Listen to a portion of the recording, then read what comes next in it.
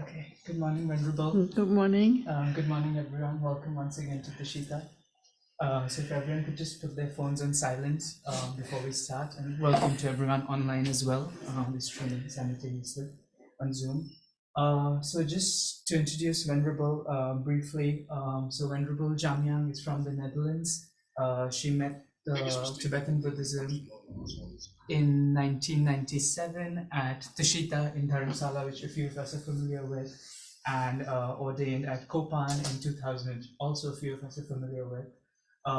Venerable did the basic program at Chenrezig in Australia, and then did the master's program at Lama Tsongkhapa in Italy at Pomaya. And in between that, Venerable Jamyang worked at Buddha House in Australia as SPC and as a teacher. And just personally, I think a few of us have been really fortunate to study with Venerable quite a few times. And just personally, I think one of the things that I think I admire about Venerable a lot is, even though there are a lot of students, she has a way to kind of connect with people individually. So I think that's really special. And also Venerable usually doesn't sugarcoat things, so she just says things the way they are. So that's something I really admire about Venerable, and I look forward to that today. So with that, Venerable, can I please request you to teach? Thank you very much. Thank you for all coming. It's very nice to see you. You were so excited. So some of you I know from Tushita, Dharamsala, some of you I know from here, some I know from Tusamling, even you were, right? So we're going to have 2 hours time to talk a little bit about the mind and how the mind works, and about what Buddhism has to offer in order to help us to understand our mind better. And so, good morning. We call this event Becoming Your Own Therapist. And so there are many, many aspects that we can talk about, right? I can talk about this 2 days, 3 days, 7 days, but we have to compact it all in 2 hours. So we're going to touch many things. And then from that, you have to take that yourself, and then in other classes, go into depth about the meaning of all of that, right? We cannot do all of that in 2 hours. I won't have. So that's what we're going to talk about. And I thought maybe before we start, we just take 2-3 minutes to center the mind, to bring the mind to the present moment, which will help us to concentrate better on the teachings, which will help us to center ourselves in a way that we can really be present and absorb the meaning of what we are talking about as much as we can. And so in order to do that, just take a couple of minutes in which you make sure that you sit comfortably. And you close your eyes.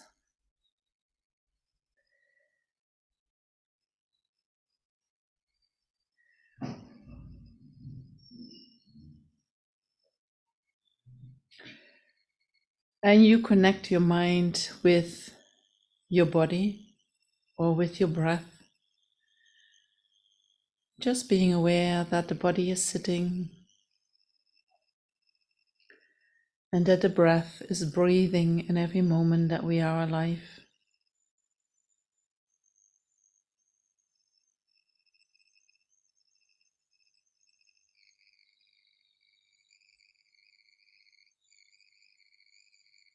And if you notice that your mind is wandering off,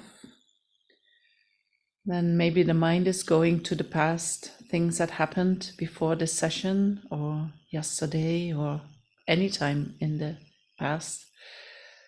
And often the mind is trying to resolve an issue that already has happened. So try to see that whatever already has happened has happened. We can't change that. And only by being present in this moment can we create the conditions that a solution for whatever needs to be resolved can arise in the mind. And so with that, you bring the mind to the present moment.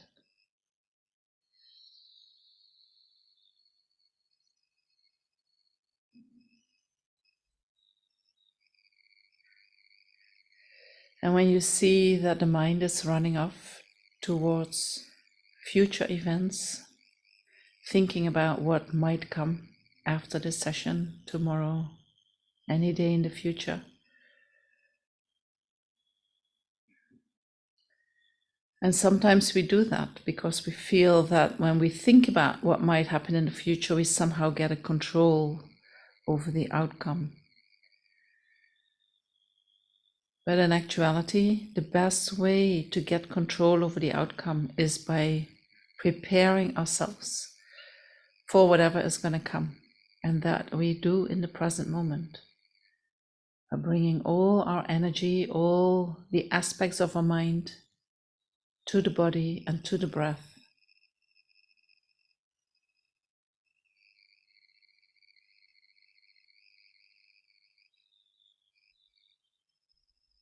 Very good.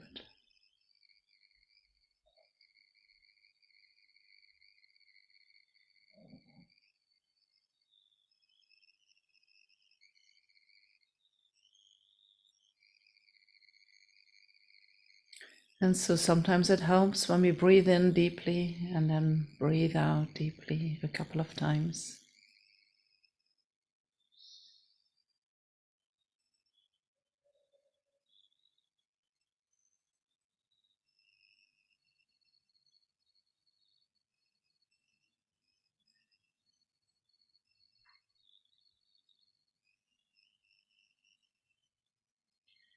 And then now the mind is more in the present moment, we can set up a good motivation.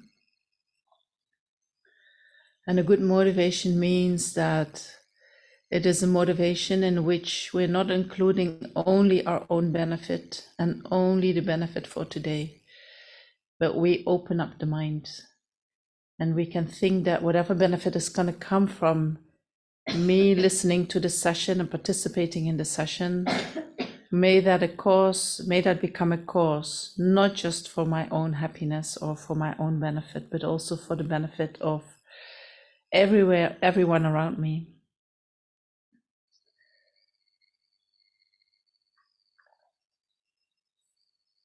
And may that benefit not just be for the problems that I have today, but may that benefit be for my whole life, but also for future lifetimes.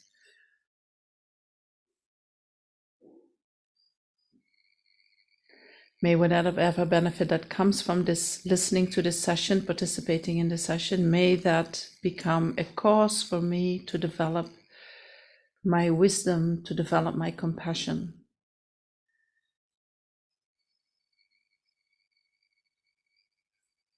Which will serve both myself and others in this life and in future lives.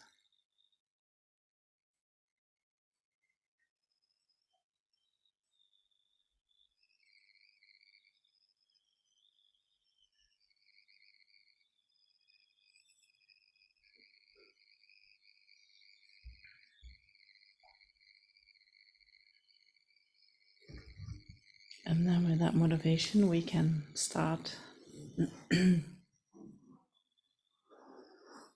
the session.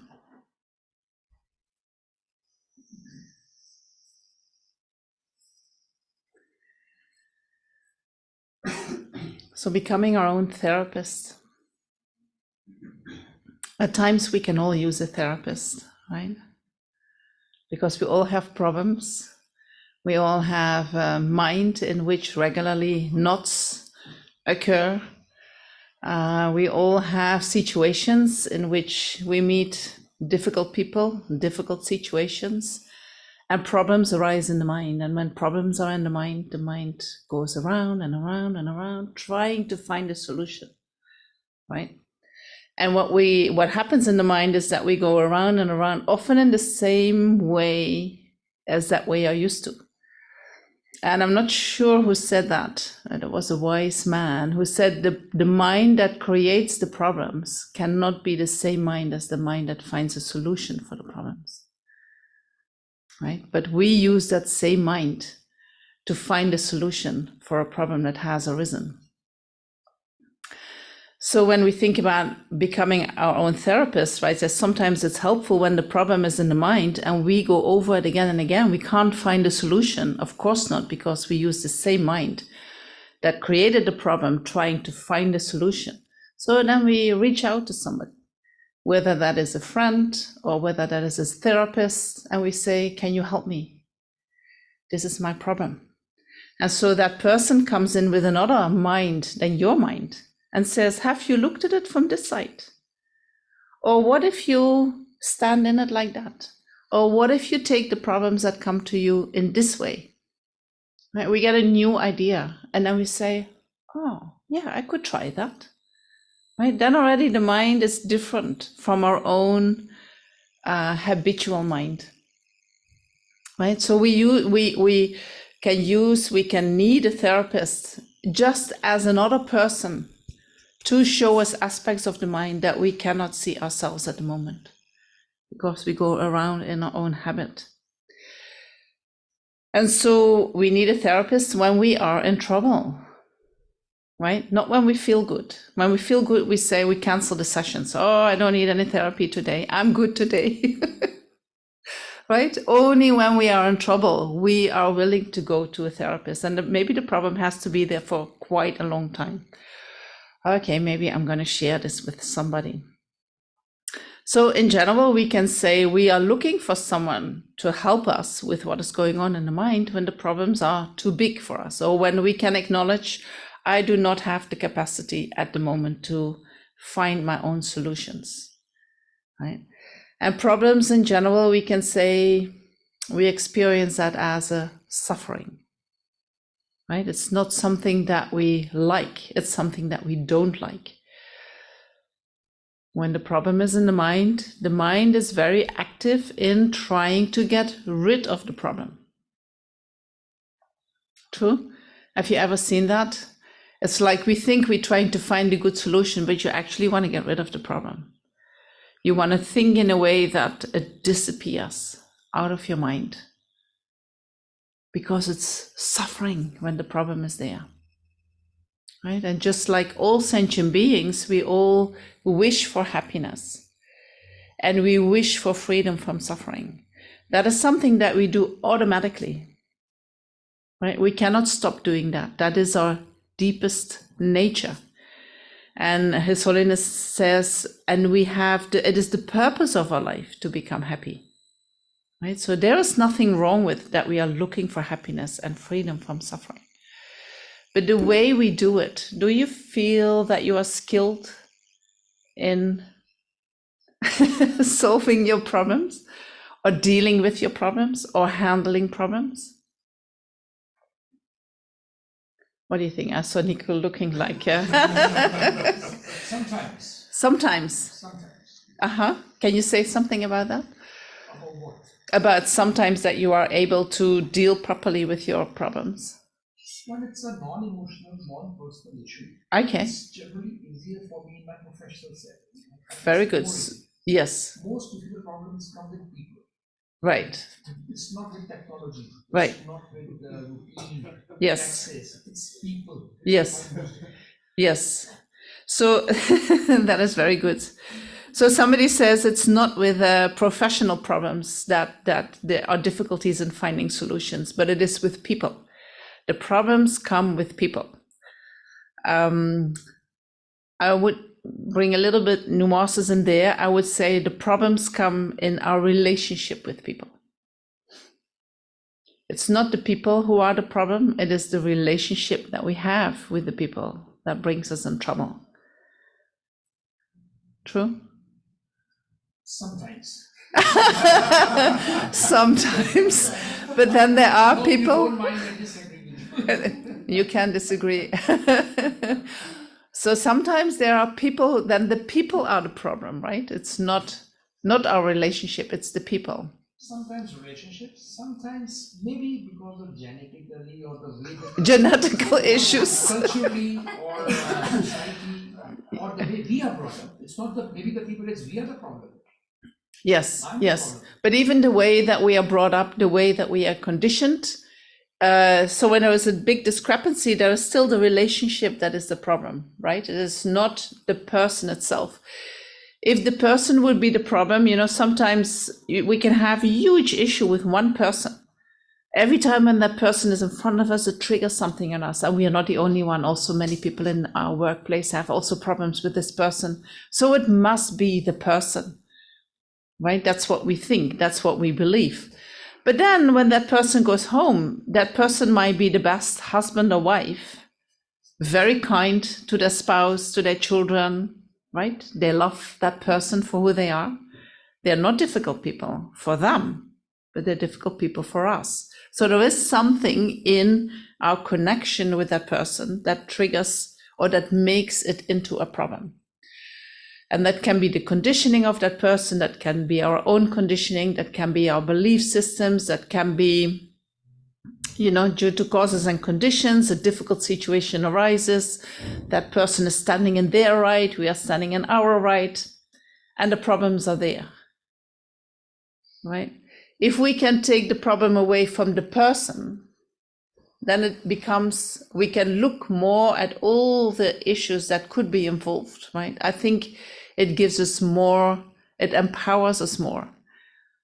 If I believe it's the person who is the problem, I'm not in power, right? It's like I make the person in power. And as every time that person arises, I allow a problem to be there. But if I can see there is something in the relationship, and if I am capable of changing that relationship, I empower myself, right?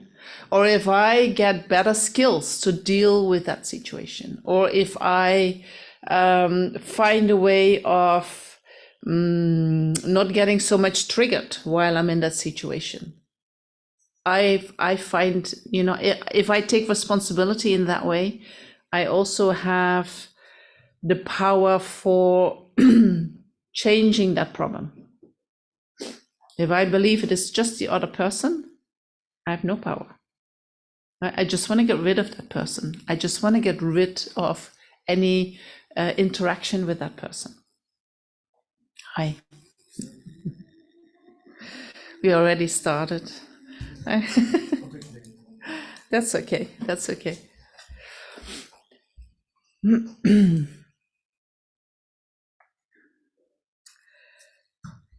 So if we look into, we need a therapist. We need a therapist when there are problems, right? We need a therapist because there is a situation in which we would like to be happy, but we are not happy. And we do not know how to change either ourselves or the situation so that we are, you know, less unhappy with what is going on. So we all have that innate need for happiness, which is not wrong, right? Never try to get rid of that. Some people believe that, you know, Buddhism is all about suffering. And so you just have to be with your problems all the time. And so happiness, you don't even want to go there. No, we do want to become happy. We do want to become free of suffering. It is just, and I think Buddhism is like a very good method that teaches how to find true happiness and how to move away from our own suffering, which includes even, you know, the day-to-day pleasures. Buddhism identifies that as not real happiness and says, but you can go beyond that, you know, so then you can really get out of your problems. And so when we look for a therapist, what we look for is that we find someone who can show us a different perspective on the situation that we are in. We're looking maybe for someone who can shine a light on our disturbing emotions, on our mind. We're looking for someone that listens, right? What else do we need from a therapist? Acknowledgement. Acknowledgement of your emotions, of your suffering. They need to hear your suffering. You need to be able to be connected on that level with that person. What else do we need? Non-judgmental. So that person needs to just listen and gives you the space to be whoever you are. What else? Empathy. So they need to know suffering. They need to be with you in that space of suffering. You need to have that connection in that suffering. What else do we need? Steadiness. Like, can you say something more about that? Well, I kept thinking about connection, and I think it's having someone you can connect with, who's not blown from one place to another by the smallest of things, so that you can then allow yourself to move around. Right. And stay safe. Right. So that person needs to be steady, so that you can float with your disturbing emotions and maybe look into that. And that person is like holding the space in which you can do that. And you were saying connection. Yes, I mean, connection to me is really key. Not just in terms of language and things, but I mean, I think of this coming from the belly in a way, you know, just a physical therapist. There's a sort of connection that takes place. Yes. Which makes the person feel safe and able to. Yes. When there is connection, then we feel safe, and then people open up, and then they're willing to look into their suffering. Yeah. If your therapist disconnects with you, what happens? Or if your friend that you're telling a problem to disconnects from you, what happens? You feel really abandoned. You feel abandoned. It's a horrible feeling. Yes, yes, yes. So if we want to become our own therapist, that would mean that we need to develop these qualities of a therapist in relation to our suffering self, in relation to that aspect of us that has the problems. Right? I think that is the first step that we need to learn. And are we good in that? We're not so good in that, no? If we see how we are relating to ourselves, are we non-judgmental? No. We are judgmental. Are we connected with ourselves, with the suffering aspects of ourselves? No. We disconnect from that, right? I don't want to have that.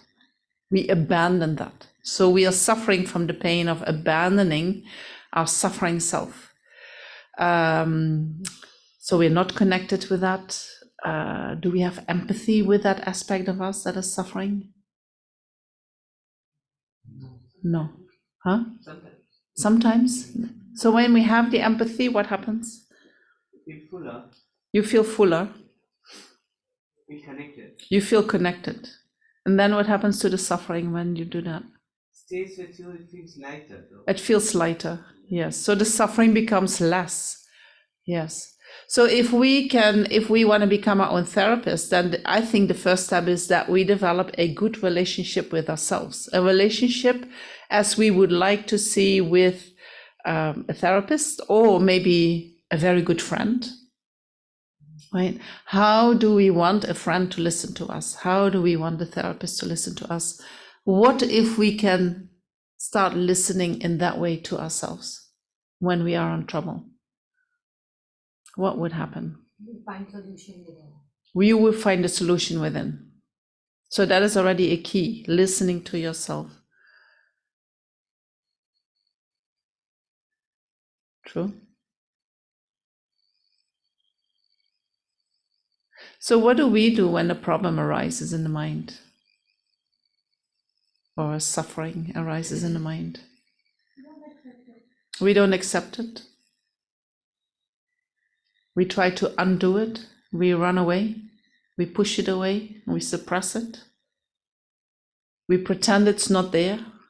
We distract ourselves with enjoyable things, things that appear to be enjoyable, right? That is how we react when suffering arises in the mind. So we disconnect. True. So we're not only having the suffering or the problem that arises, but then we also have the suffering of disconnection. So by running away from the problem, we actually create more problem. True. And so that reaction of running away from the problem is an emotional reaction that happens automatically. Right? That comes from, I want to be happy, I want to be free from suffering. That happens automatically in every moment of mind.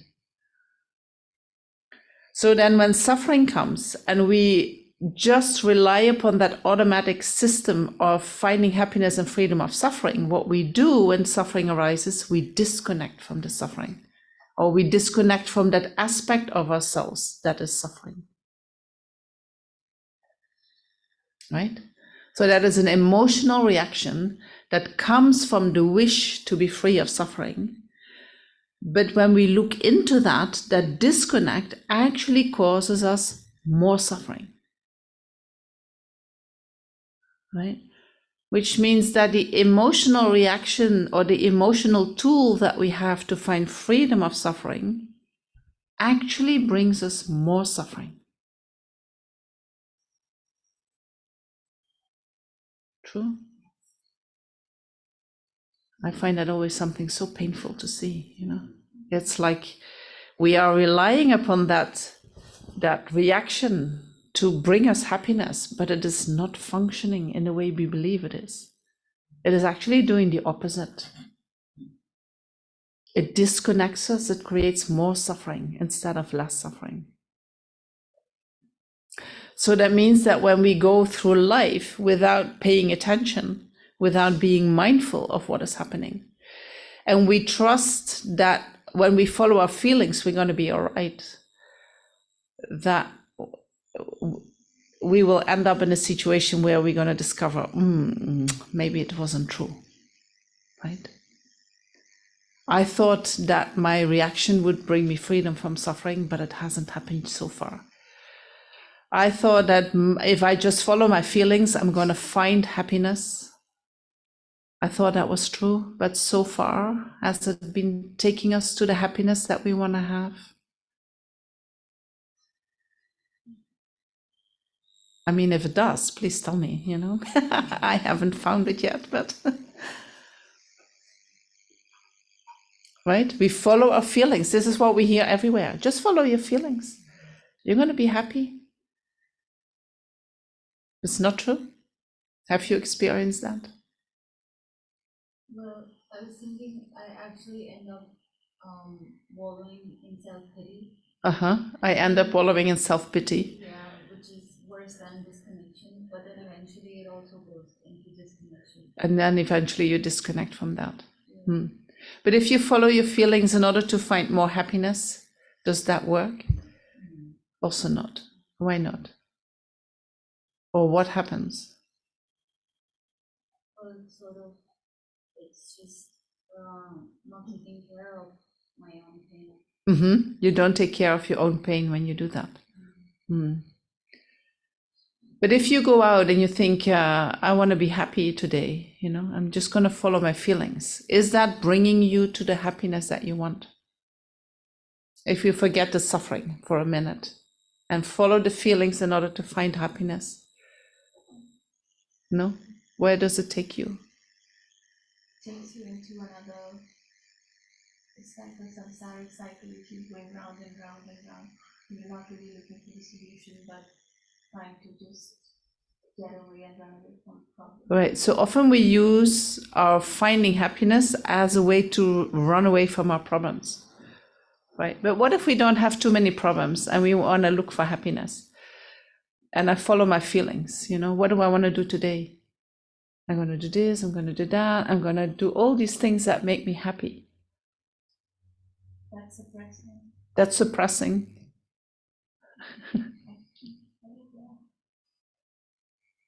Makes you happy for a short while. For a very short time, we can experience some pleasure, and then it fades away. And then what are we left with? Just this feeling of, not emptiness, but something that's gone. So you just, An empty feeling, right? It's not emptiness, but an empty feeling. Yeah. It's different from emptiness. So we are left with an empty feeling inside, right? It's like not meaningful. Because you're trying to hold on. We're trying to hold on to that, but the activity itself and also the result of that comes with an empty feeling. It's not fulfilling, right? It's not the happiness that we are looking for. So somehow that emotional system in us that appears as that what is going to make us happy and give us freedom from suffering, when we start to analyze that, we have to say, it doesn't really deliver what it is pretending to. Is that true? Can you see that? It doesn't seem to be, and I'm changing my mind on this over the last few years.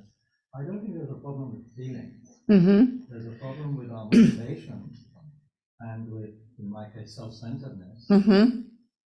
and lack of loving kindness. Yes. So when my feelings are going in a direction which is disconnected from any kind of real feeling for others, as well as my own suffering, then it leads to problems. Mm-hmm. But otherwise, feelings, I think, are wonderful. If we're someone who just thinks, then I think that could be a big problem.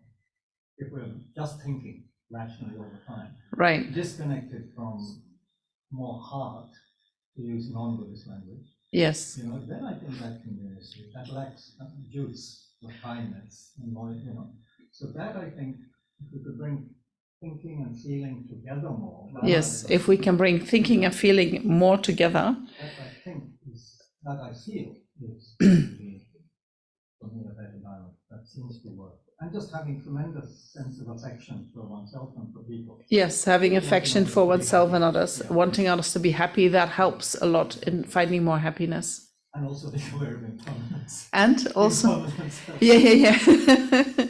You're bringing all the tools that we need in order to change that mind, right? So when I talk about feelings and following the feelings itself, there's nothing wrong with. Feeling itself, they arise in every moment of mind. Feeling is just what we experience. Being connected with the feelings is also no problem. I think that is a great gift, that helps us a lot in finding more happiness. But what I'm talking about is that when feelings arise, automatically we have a reaction. When pleasant feelings arise, automatically attachment is there, trying to hold on to them. And when unpleasant feelings arise, aversion is there, trying to remove ourselves from them. So that reaction to the feelings is what creates the problem.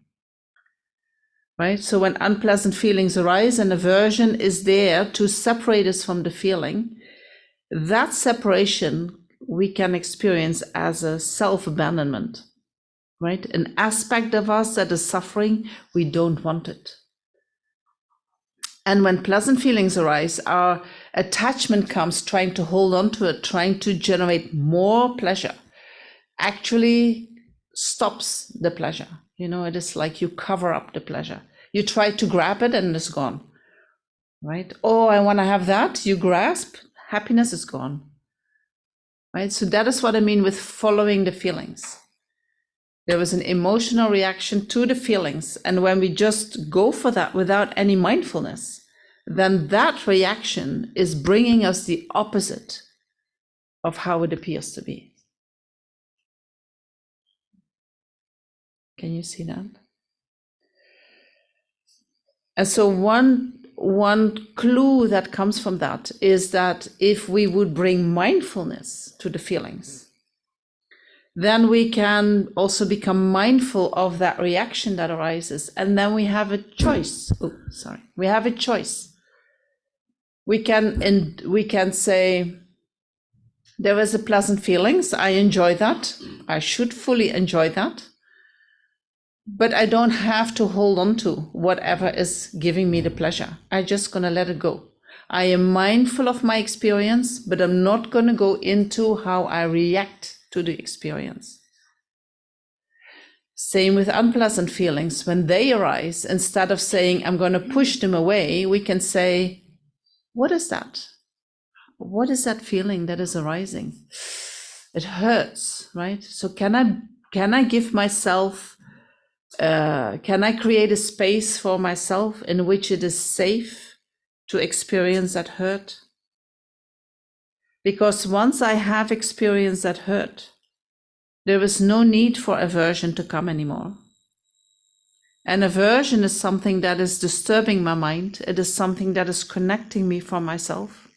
So if I allow feelings to arise and I can just feel them for what they are, I actually, what happens to the mind when we can do that?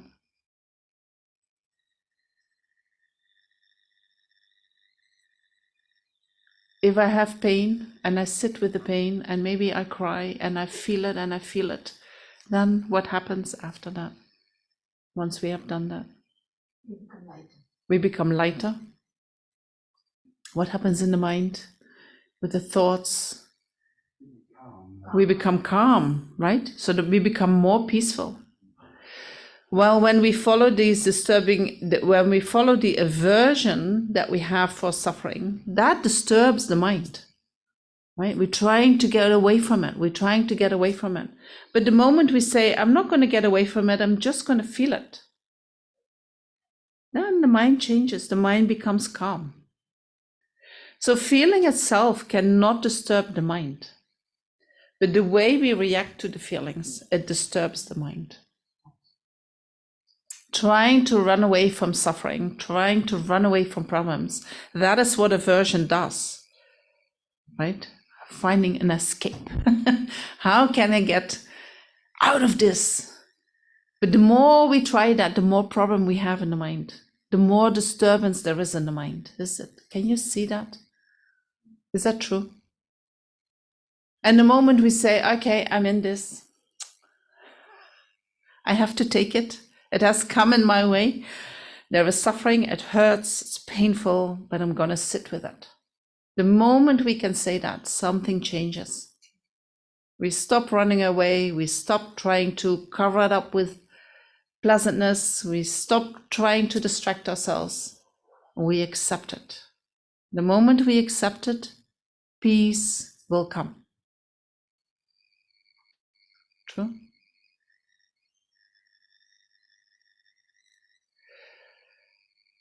So knowing that, when there are no problems, we say, oh, yes, yes, yes, yes. So next time when there is a problem, I should just stay, right? So if we do that, does that work? So next time the problem comes, we run away just as fast as before, right? We forget this knowledge. So when suffering comes, there is this automatic emotional reaction, which we have been habituated with, according to Buddhism, since beginningless time. We do not know ourselves different from that. So that is not that with one thought and one insight, we can change that reaction, right? So next time when suffering comes, we run away just as much as we did before. And then after we think, oh yeah, that was this Buddhist teaching, but I forgot about it. Right? Because when we are in this emotional reaction, when the suffering is there and we react emotionally, the rational mind, the mind with wisdom, the mind with compassion is out of the window. True? These two, they don't work together. They work opposite from each other and they tell completely different stories. So the moment the emotion is there, the moment the disturbing emotions are in the mind, the rational mind is gone. Right? And if somebody comes and says, you just sit with your pain, you say, oh, shut up. I don't want to sit with my pain. I want to get out. Tell me something different, but not that. Right? So we need some time to reflect on this again and again and again, so that when the pain comes, that we can observe, or the pain is there and I'm running away,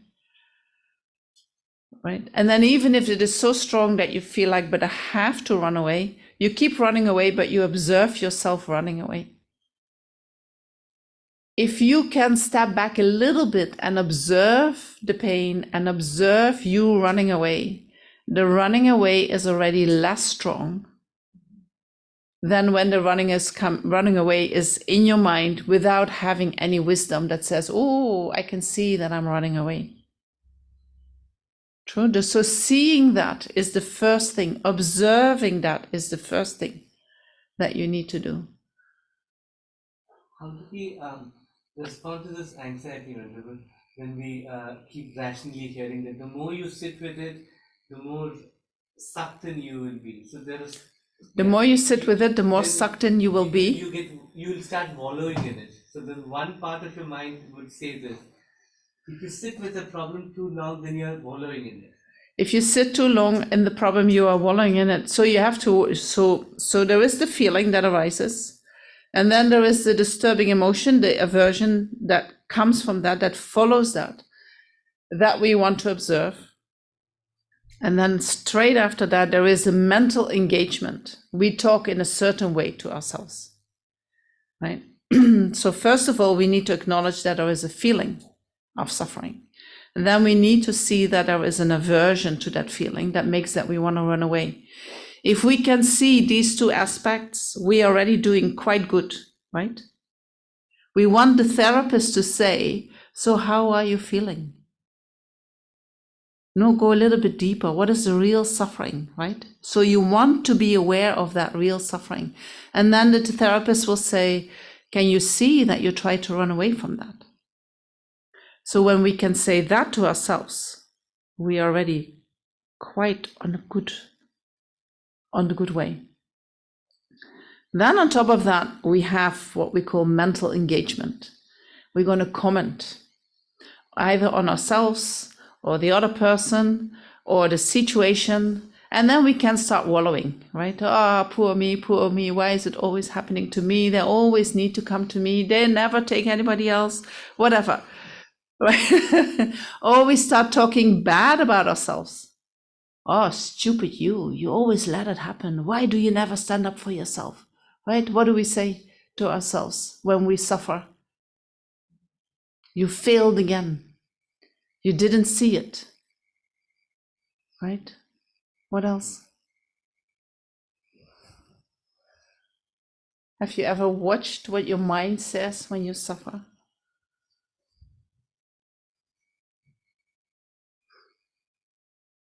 What do we say to ourselves? Do we have the courage? Between trying to look at it and look at causes and stories about the past and all this stuff, and then there's another part of my mind that just wants to go, I'm not looking. I'm not looking, yes, so that's denial, Yeah, yes.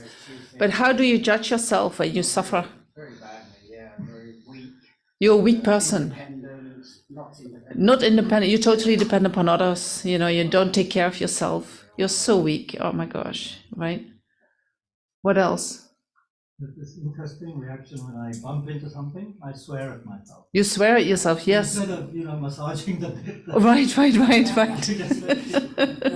You hit your toe and then you swear at yourself. Yes. You blame yourself.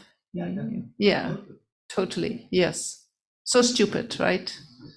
You should open your eyes when you walk. What do we say?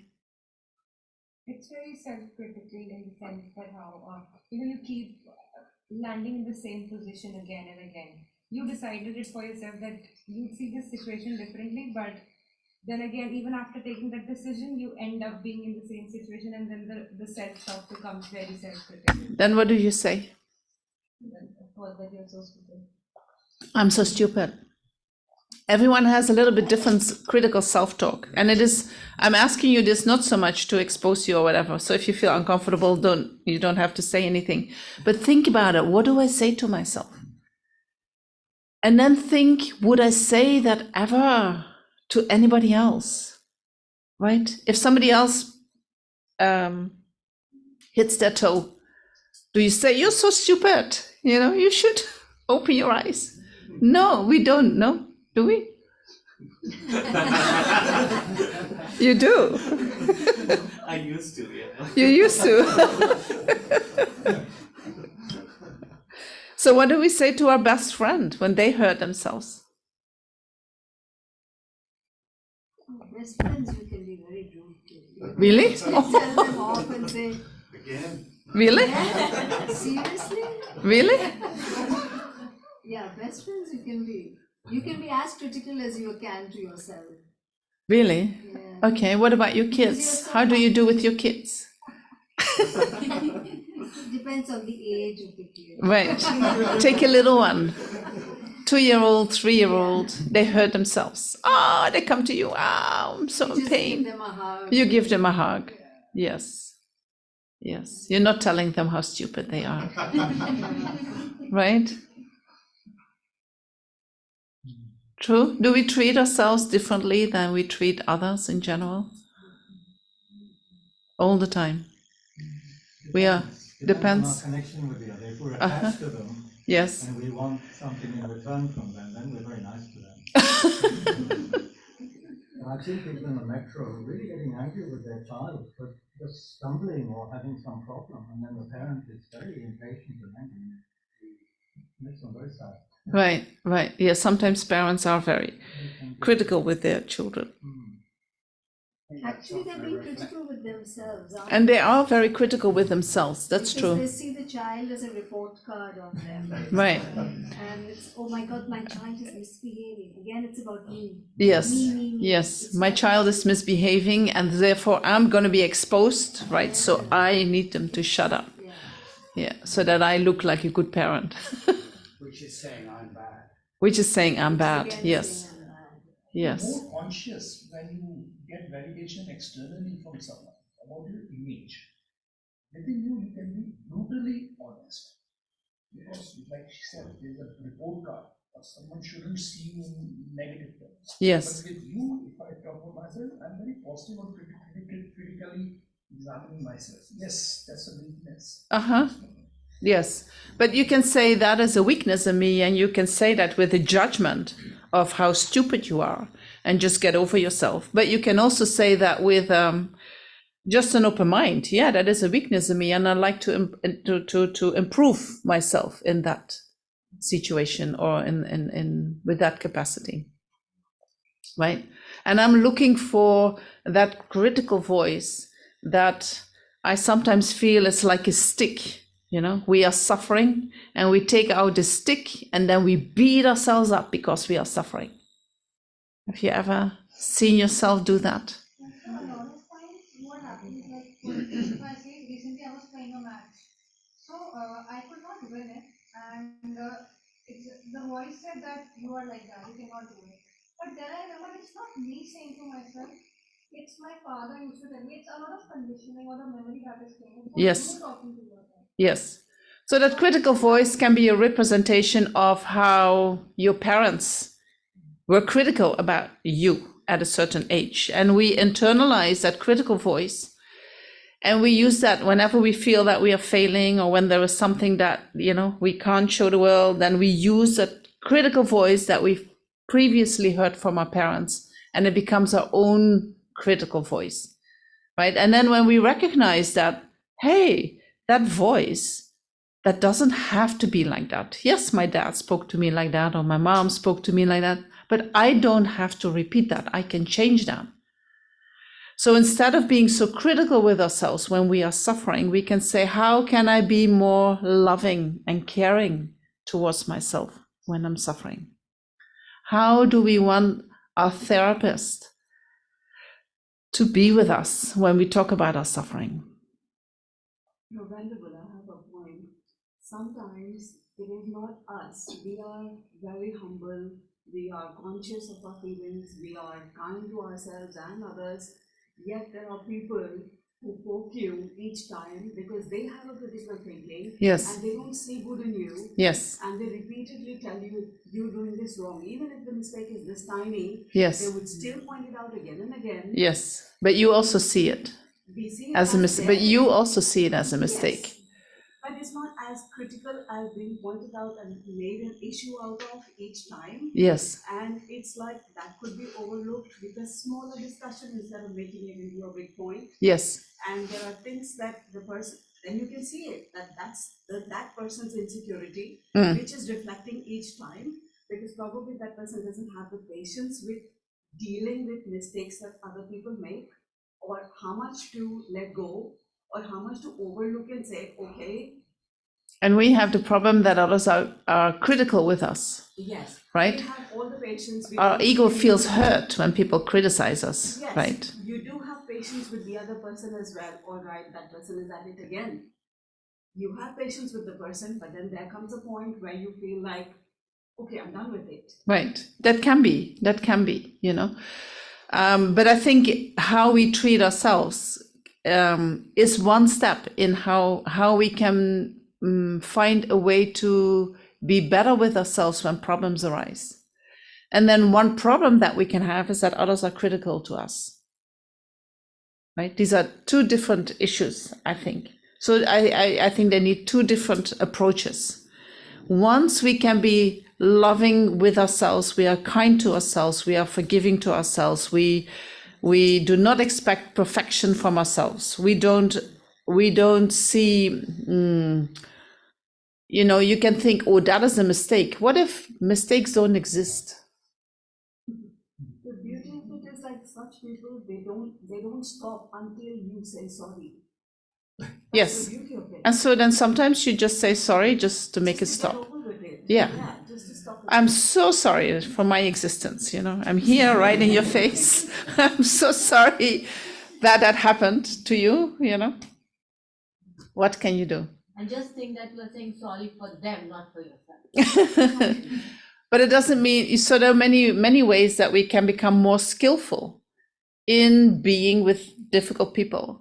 But I think the better we know how to be with ourselves when problems arise, the better we can see, oh, this is what I'm judging, this is how I'm thinking, this is how I react, this is how, the better we can see that, the better we can also be with other people who are difficult, right? So we have to start somewhere.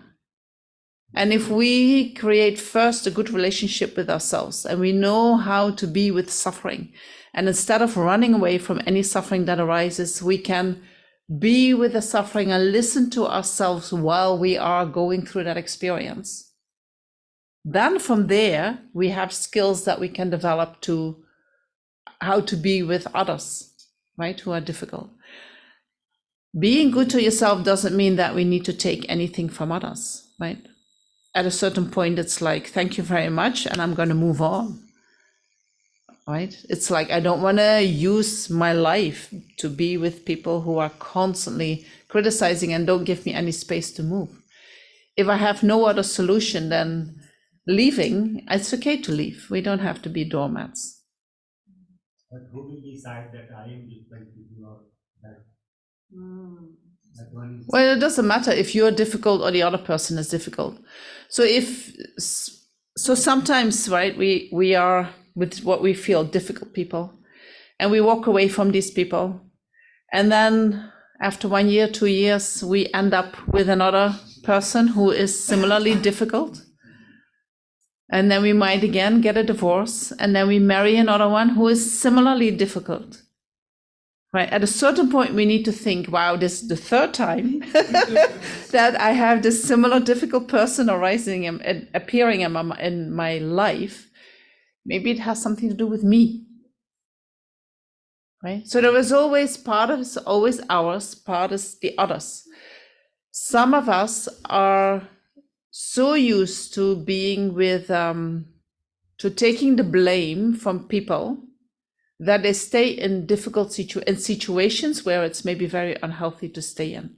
Some people need to learn to walk away from difficult situations, while other people need to learn how to be in difficult situations, right? We all need to learn something different. So If it is your time to leave and that is what you need to learn and you leave, you have big chance that difficulty is not going to come back in a new type of relationship, right? But if you are someone who runs away too early, for sure, another person will appear with similar difficulties.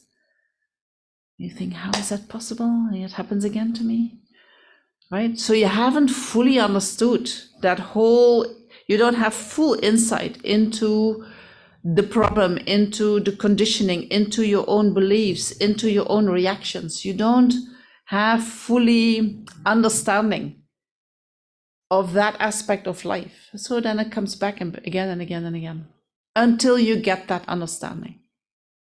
Once you have the understanding, you know this will never come back. Because I know it, I understand it, I know what to do with it. It won't come back. And you can get confident about that. When you really have purified that karma, you are confident it's not going to come back. Right? So we cannot say there is only one solution or there is only one way to go. Every situation we have to check. What is the situation? And what kind of skills do I have? What kind of tools do I have that I can deal with this? And the first thing that we always need to do, there is a problem. We need to acknowledge the problem and be with the problem. Be with the feeling that arises in our mind. So, yes. I was wondering, with this approach, then how do we get new perspective on a particular situation? Because So with this approach, how do we get new perspective on the situation? Yeah, because a therapist has a lot of technical knowledge also about how things work and their Yes. experience. Yes. We might not have. So if I say that when the problem occurs, the first thing that you do is to be with the problem, to breathe into the problem. Is that a new perspective? Is it? Yeah. Okay. So that if it is a new perspective and you would do it, that would already change something. Right? This is where we start. How do I relate to myself when I have problems? This is where I start. So I'm more mindful of the problem. I am with the problem. I breathe through the problem. I'm talking kindly to myself. And then maybe we can say, often when we have problems, because of our aversion, we isolate that part of us from others. Oh, I better hide that. I don't show that. I don't talk about it. Other people, if I think I'm a failure, other people will think I'm a failure. Right? We separate that part of us from others. We disconnect that part of us from others. That in itself also brings a lot of suffering. So we can think, I'm not the only one who's having this problem. Many people are having the same problem. And I'm not going to hide it. I'm going to talk with my friends about it. I'm going to tell them. We take ourselves out of the isolation. When we do these three things, I think already half of the problem is gone. True? Would you agree with that? Well, probably in a situation like this, we even get to a point where you don't have to fight it, you don't have to freeze, and you have to finally find the courage from within you to say stop. Yes. I mean that is not okay. That is not okay. Yes, that is one tool that we have in dealing with problems that other people are bringing on. First, you have to say stop. That's not okay. Right? Many of us never had the permission to do that. Right? When we are little and we are experiencing these kind of problems, you cannot say stop. You have to take it. So then if that has been the case, we need to learn to say stop. It's enough. Right? It might take all our courage to get to that point. Yes. That stop, you can only say that when you have kindness for yourself. Right? And so that is what we need to build up first. Kindness for yourself. We do not need to suffering. We don't deserve suffering. But sometimes unpleasantness comes our direction, into our way, so then we need to find a way how to be with it, But it doesn't mean that we have to stay there, right? We have a permission to walk away from the situation if we feel that that is the best solution. You have permission to do that. Sometimes we can't walk away, right? I've heard many women, especially, who say, I am in this situation and I cannot go anywhere. What do I do? You know, and when that happens, we need to also love ourselves first. And then we need to find ways of thinking that is going to help us to bear that suffering that we are going through. Right? But if you have a chance to go, I always say, go. If you can run away from someone who is abusive, run away. Don't stay. Right? We don't have to take that. That's also a kindness for yourself, also a kindness for the other person.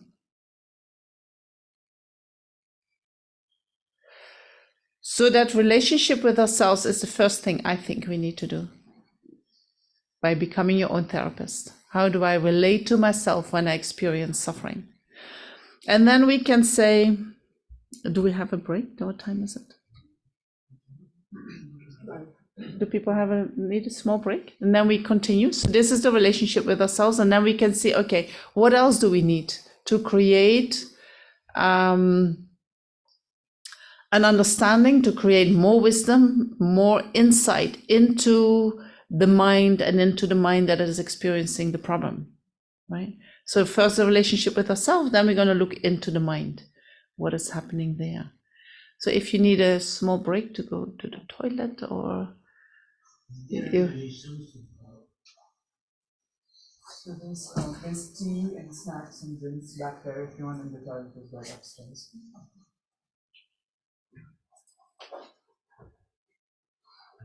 there a relationship between this emotional suffering and people are more self-conscious? People are more self-conscious. Self-conscious, between relation between self-conscious and suffering. Who are much self-conscious. Self-conscious, do you mean that they are more aware? Self-conscious. Self-conscious, right? Self-conscious. Self-conscious, like people are narcissistic. Oh, narcissistic. I don't think narcissistic is self-conscious. It is a bit self-absorbed. I think, so is there a relationship between people who are more narcissistic and his or her suffering? I think people who are narcissistic, they have often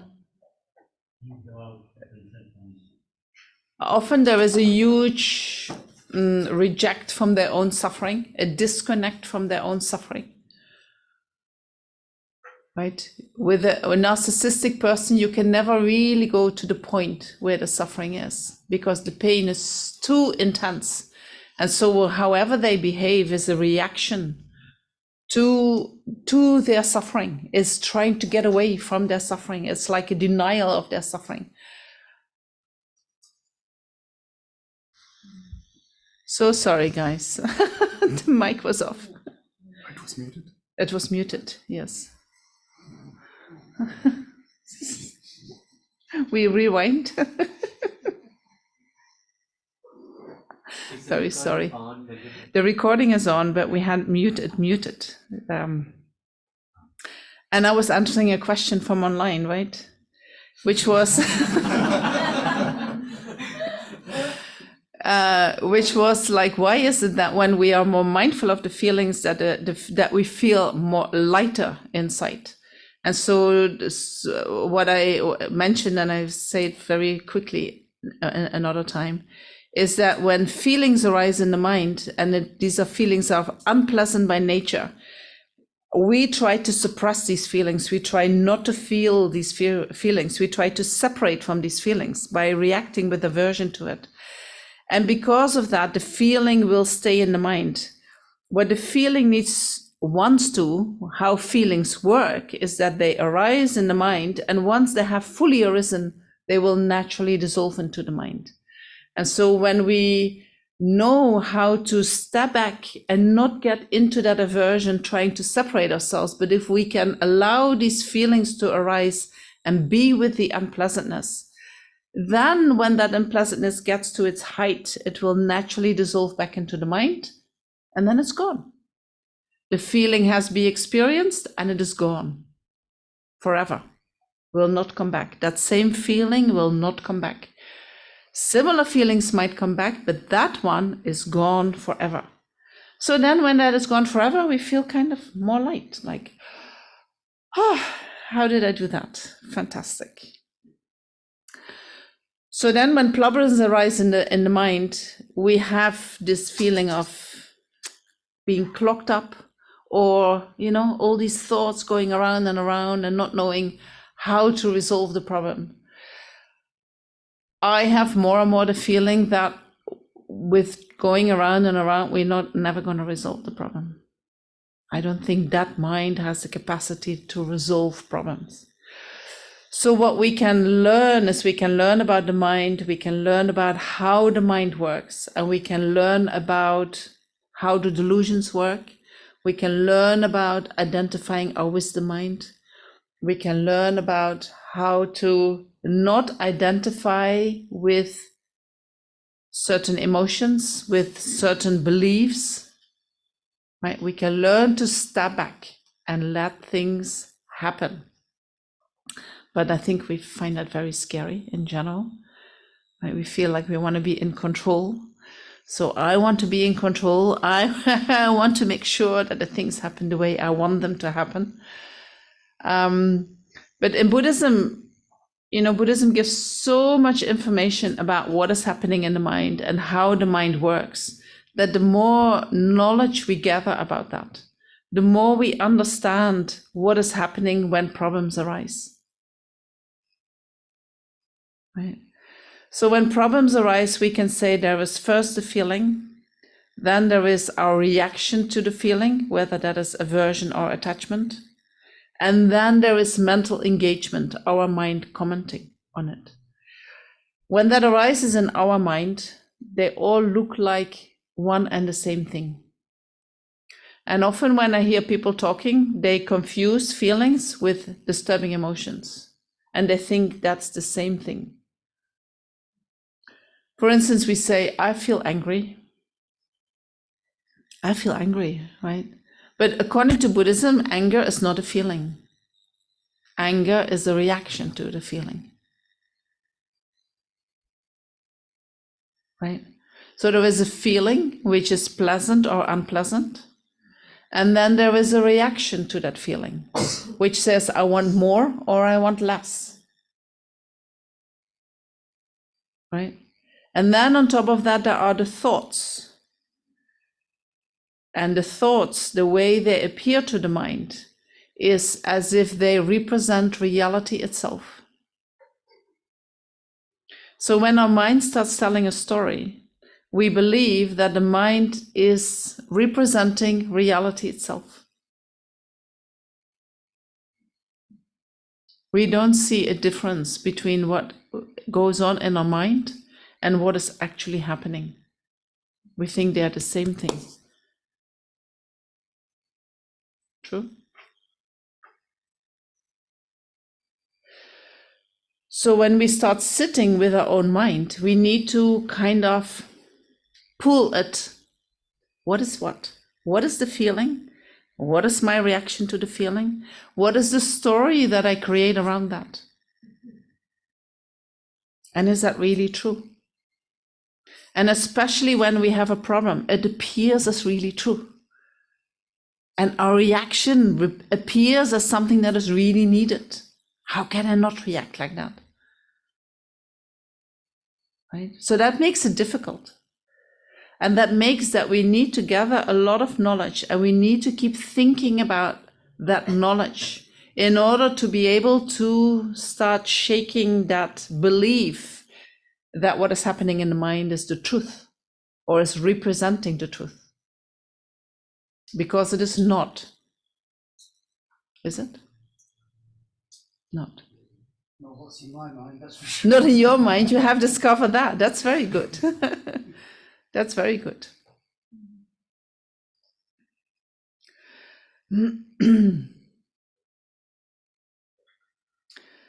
So these for me are the three main things. Learning to recognize what is a feeling and what is a reaction to the feeling. And then learning to recognize what is reality and what is my story about reality. And seeing that there are differences. And sometimes it can be very painful to having to change your story about reality, right? We're so attached to our story. But we might be wrong. And when disturbing emotions are at play, most likely we are wrong. Because disturbing emotions always exaggerate. They're never really truthful. Right?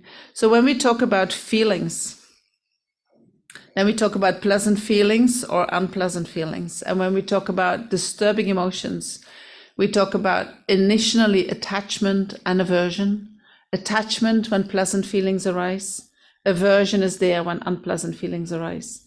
But that attachment and aversion, they can become bigger. They can become other things, like aversion can become anger. It can become resentment. It can become hatred. Right? Attachment and aversion together can become jealousy. Attachment can become pride. Right? Look at me, I'm so good. I made all this happen, which is so beautiful. Right? It's coming from me. Right? That's pride. Any of these disturbing emotions exaggerates whatever is going on. Right? So aversion exaggerates the negative aspects of what is happening, while attachment is exaggerating the positive aspects of what is happening.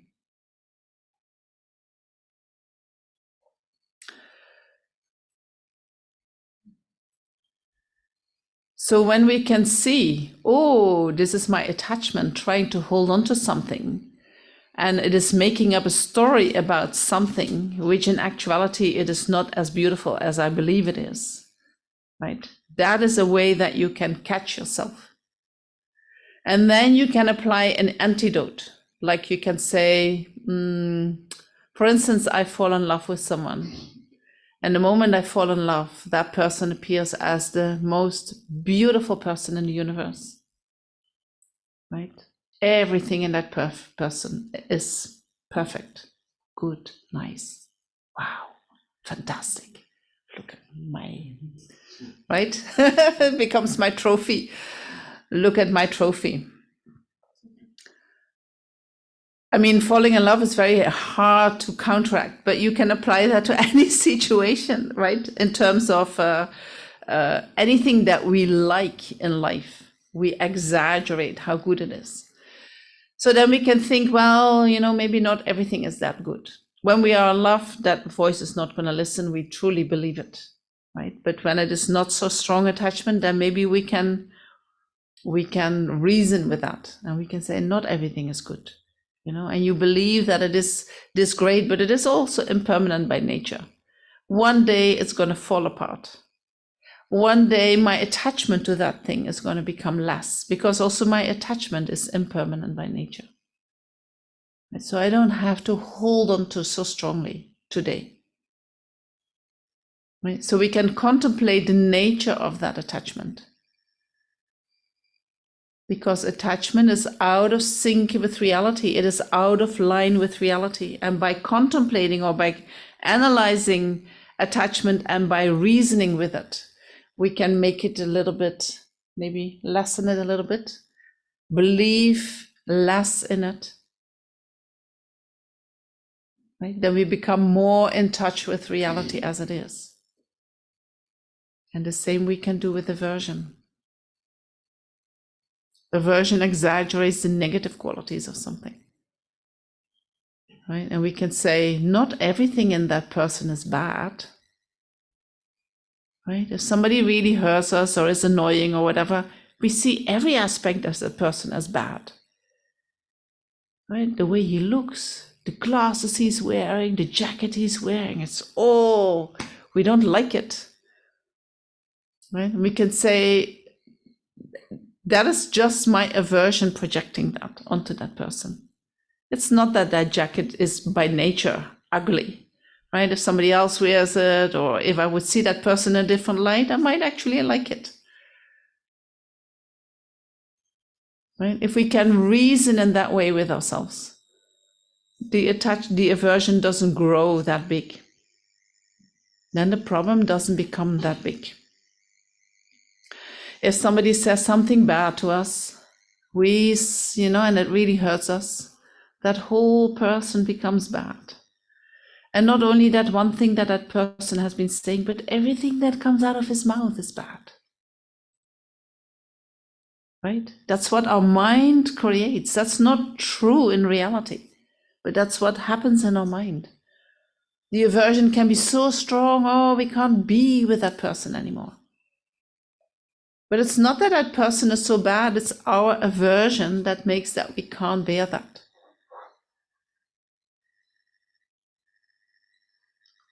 Right? So when we can see that, then we can say, okay, that person, yes, he said something very nasty to me, but that person wants to be happy just as much as I want to be happy. We are the same in that.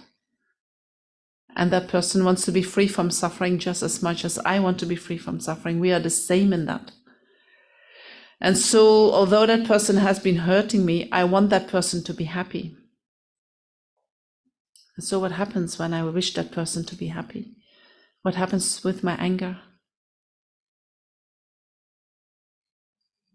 It subsides. It dissolves. So when we are angry with the person, that anger cannot hold on to as soon as we start wishing that person to be happy.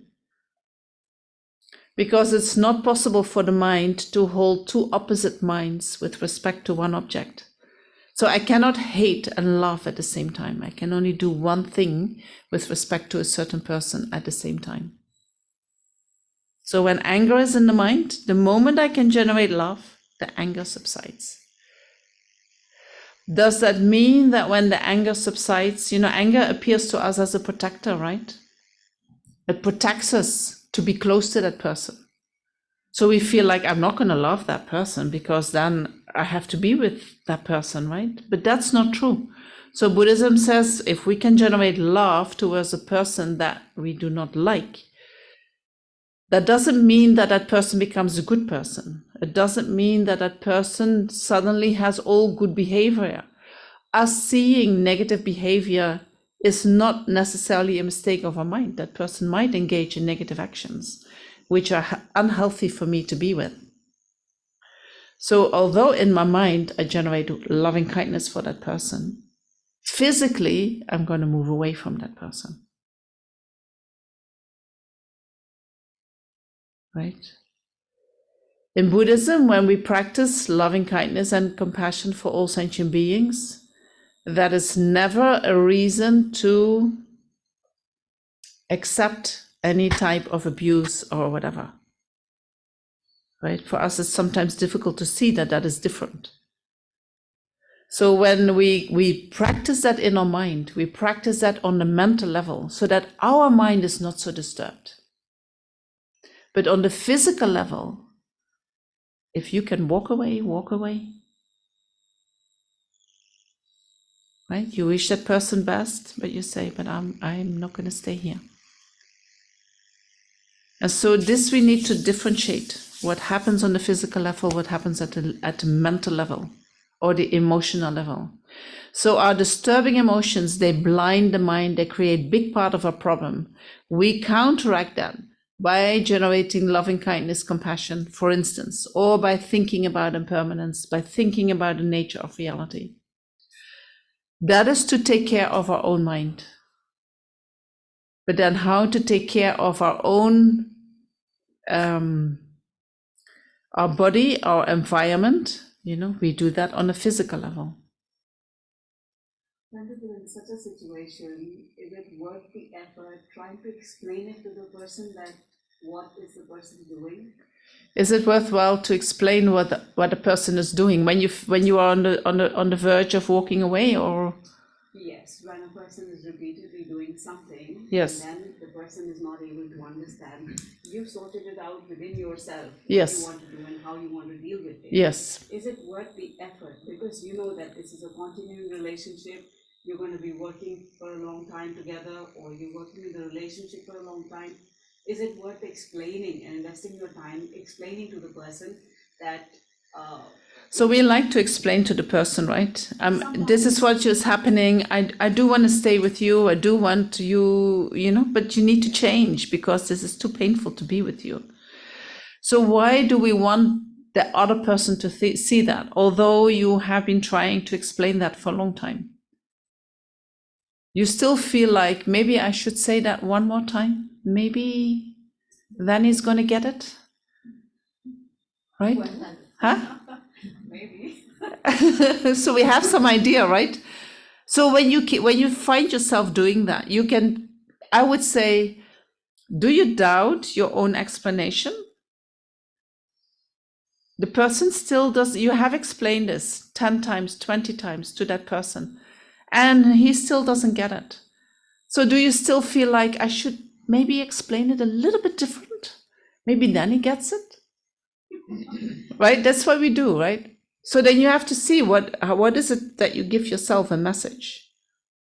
We have the idea that if I tell somebody, this is really hurtful, you have to stop doing that, and the person keeps doing that, oh, he must not have hurt me. I will say it again, and I will say it again, and I will say it a little bit different. Maybe he gets it then, but he doesn't get it. We have to stop doubting ourselves, and we have to, at a certain point, say, I said this 20 times. I did it in all the ways I can say it. He still doesn't get it. What are we going to do now? I have to give up trying to convince that other person. The reason why I keep convincing or keep trying to make that other person hear what I want to say is because maybe we have some attachment to being with that person. Maybe there is another type of attachment, that keeps the situation going. So what is preventing me from walking away? It's my attachment. For a while now, Wait 1 minute. Wait 1 minute. It's my attachment that is doing that, right? If I can identify my attachment, what is it that I get out of this? Why is it for me more beneficial to stay in this situation than to walk away from it? Then maybe at a certain point I have to say, okay, I have the choice. Either I stay and I put up with that, or I leave, but then this is the consequence of that. I think both you don't like. Both are painful. Right? But at a certain point, we have to make that choice. Right? Instead of keeping thinking, oh, if I say it another time, at a certain point, you have to say he's not going to get it.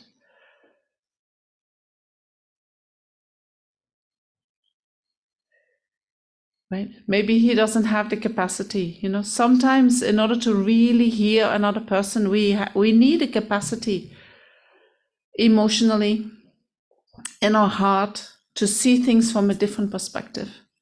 If that capacity is not there for whatever reason, that only that other person, by working with their mind, can develop that capacity. It is not just if we only have the right words, the person will get it. No. Some people do not have the capacity to open their heart. For whatever reason, So that is not always on us. So I was saying a different perspective that I've come up with for a while now is to realize that even though you've explained it, instead of judging yourself, you should understand that they need their own time and space with, Sometimes people need their own time and space in order to get to an understanding. So you move away and you give them the time and the space, yes. And you might not be the right person to bring this across. There might be reasons why that person cannot take your message due to the relationship that you have. Right? Maybe that person is afraid to lose you. If they're going to get the message, they might actually start feeling the fear of losing you. So they're not going to get it. Right? I don't know, but things like that can be behind that. So by looking into the mind and looking into the way we react and the way we go about, we need to analyze, right? We need to analyze and find, we need to bring reasoning to that emotional reaction that we have. Problems arise on emotional levels.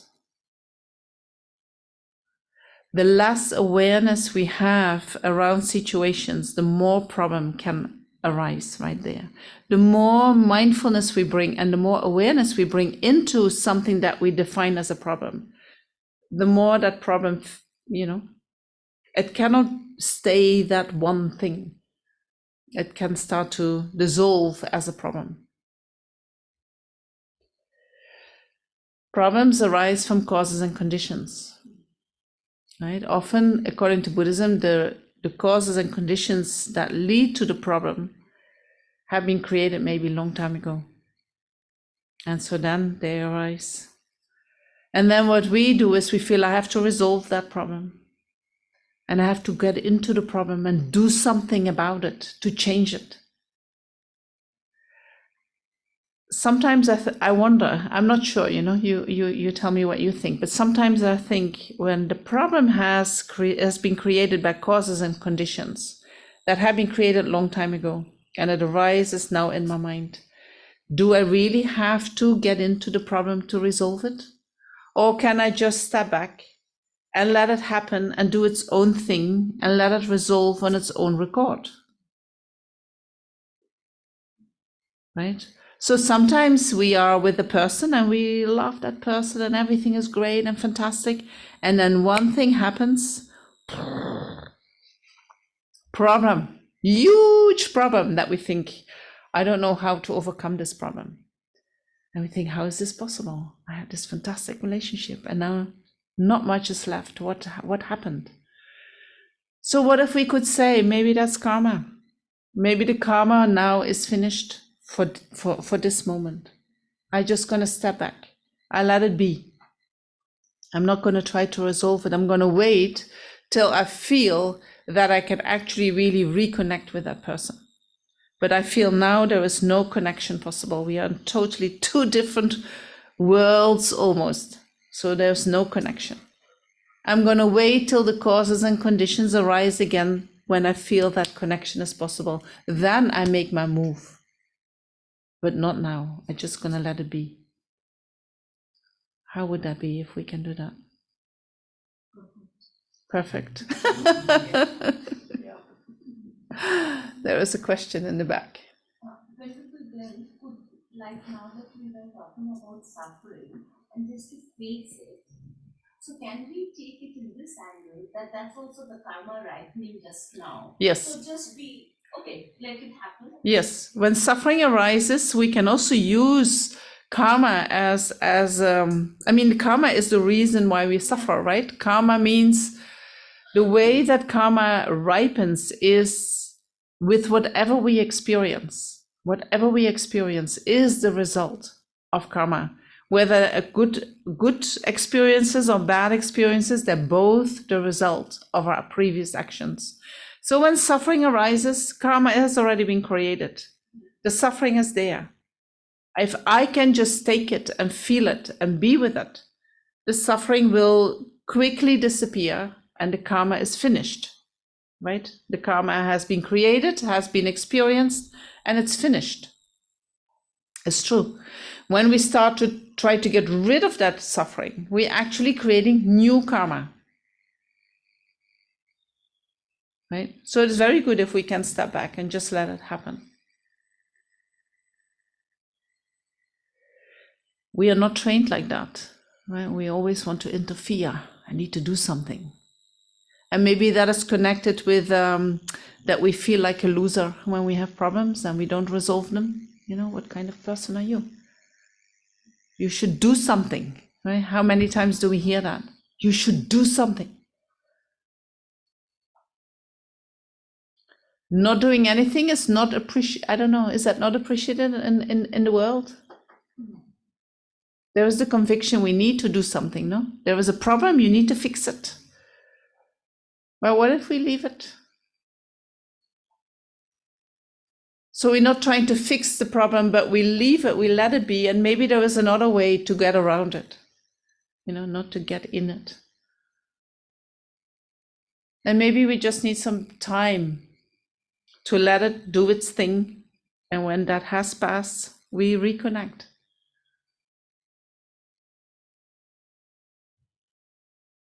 Right? But whatever problem that we have, whatever arises, the better we understand the mind, the more, I think, control we will have over whatever is going on. Is that true? We like to have control, right? But we go into with emotional control. We are suppressing, we are manipulating. But when we know the mind, there is no suppression, nor is there manipulation. There is just seeing the truth of the problem, seeing the truth of what is happening, and then being very skillful with that. Then real control comes.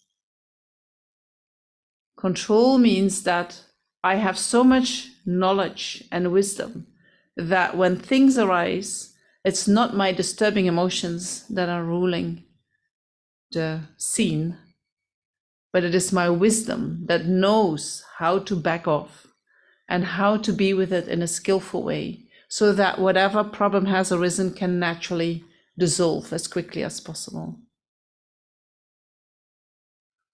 Right? That's real control. Where I cannot do anything about this. The causes for this has been created a long time ago. But I can hold the space in a certain way for myself, for the problem that arises, for the other person, so that the problem comes and then goes, and then once it is gone, we can reconnect and we can continue life.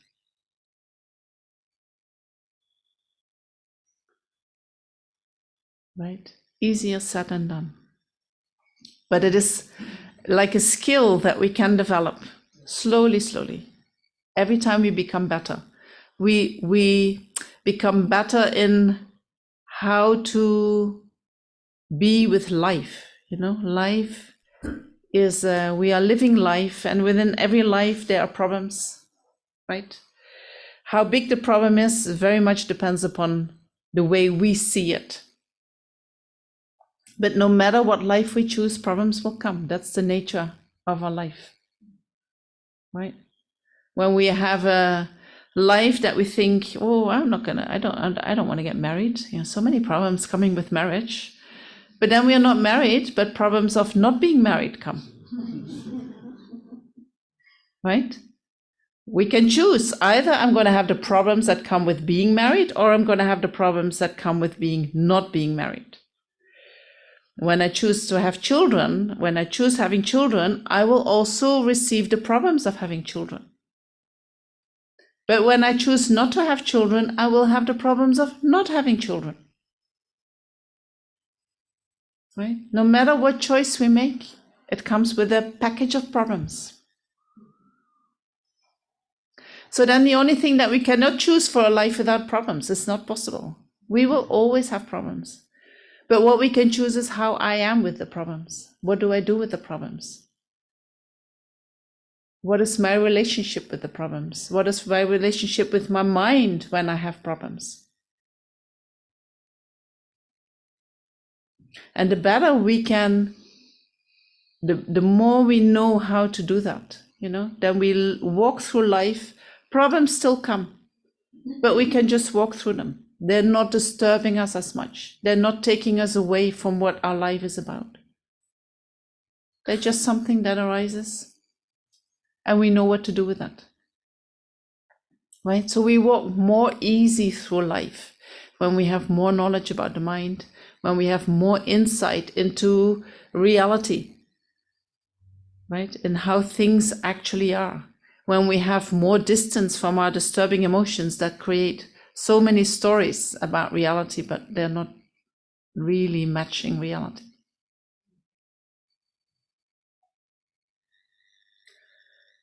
All right. Any questions? I was thinking that sometimes not intervening in a situation, also collecting negative karma, because maybe it's needed to interfere. So sometimes not interfering in a situation can also be creation of negative karma. Yeah, like if someone is oppressing someone. Because if someone is oppressing someone and I don't do anything about it, I contribute to the oppression of that person. And so what we need is, we need a lot of wisdom and we need a lot of skillful means in order to know what to do in a situation. Right? We all have the tendency that when we see that someone is oppressed and there is an oppressor, we feel with the oppressed and we are against the oppressor. That is our split mind, right? I think that real wisdom comes when we can see that the oppressor and the oppressed are meeting again. And that maybe in a past life, the one who is oppressed now, that one was the oppressor. And the one who is oppressing now was the oppressed. And they have switched roles. And they are experiencing both the result of their karma. And we can have compassion for both of them. And we can see that they arise in dependence upon each other. And it is not that one is bad and the other one needs to be saved. They are arising together. Right? So then if we can do that, then maybe we're not just going to take care of the oppressed person, maybe something different comes. Right? Then what would come if you think like that? Does it change your mind when I say that? Yeah, so I've been thinking on something similar lines, but something needs to be done, right? Something needs to be done. Is that true? That's what I've been thinking. Is it helpful if something is been done?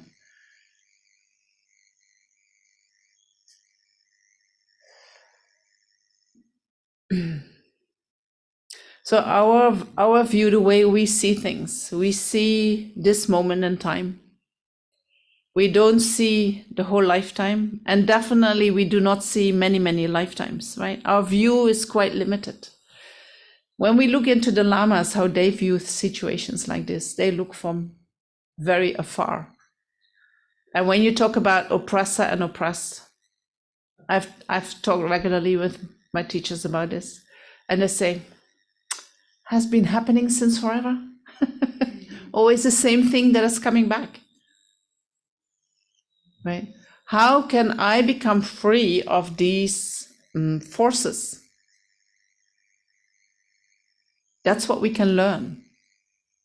But as long as I am in the situation that I'm going to be oppressed and I identify with being oppressed, or I identify with being the oppressor, I will continue with that karma. But when I can see, oh, this is happening due to my karma, and I need to do that, right? If I'm the oppressed one, I need to see this is coming from my karma. This is coming from actions that I have done. From actions, maybe in my past life, I was the oppressor. So what I definitely want to do, okay, now the karma is ripening. I take it. It is a purification of my karma. If I can allow this to happen, it doesn't mean I need to stay in the situation, but I let this karma play out without reacting, that karma is finished. And I'm free of that karma. When I'm free of the karma, it means I will not become the oppressor and I will not become the oppressed.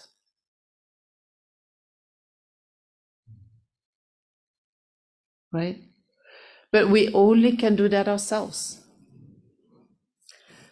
Of course, when people are suffering and when there is a lot of, you see dad beating up the little boy, and you can do something in a way that the boy is more safe, sure, you should do that. But it's very difficult, right? Because even when you save that boy, when you are, in the bus or in the metro or wherever, When their boy goes home, what's going to happen?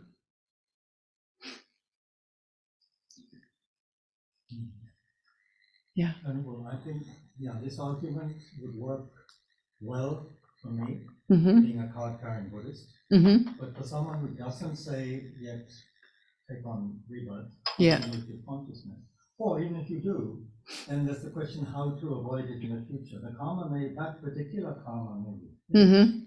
but there's a likelihood one will create that same situation Yes. with the person again, Yes. either on a national level or personal level. Yes. So do you think it's helpful to see it also in psychological terms as a projection of one's shadow elements, for example, as Jung would say?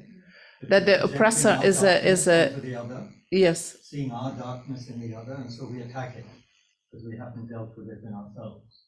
This whole, Are you talking about you being the oppressor or you being the oppressed? in What any does it matter? situation, we tend to project onto the other what we haven't dealt with in ourselves. Yes. And then we attack it outside. Right. This is the basic premise, and it seems to make sense. So the other person is bad, bad, bad, and sometimes it's very humorous. You have a person attacking another person for something that is so obvious to others that's in the person who's attacking. Yes. So actually they're fighting with themselves. Yes. They projected it onto the other. Yes. Where it's easier to attack. Yes. You're not looking at it yourself. Yes. Do you feel that is covered in Buddhist psychology? The whole idea of that kind of shadow projection, which is very much accepted, for example, in Jung and so forth. Well, when I'm attacking somebody else, is that covered?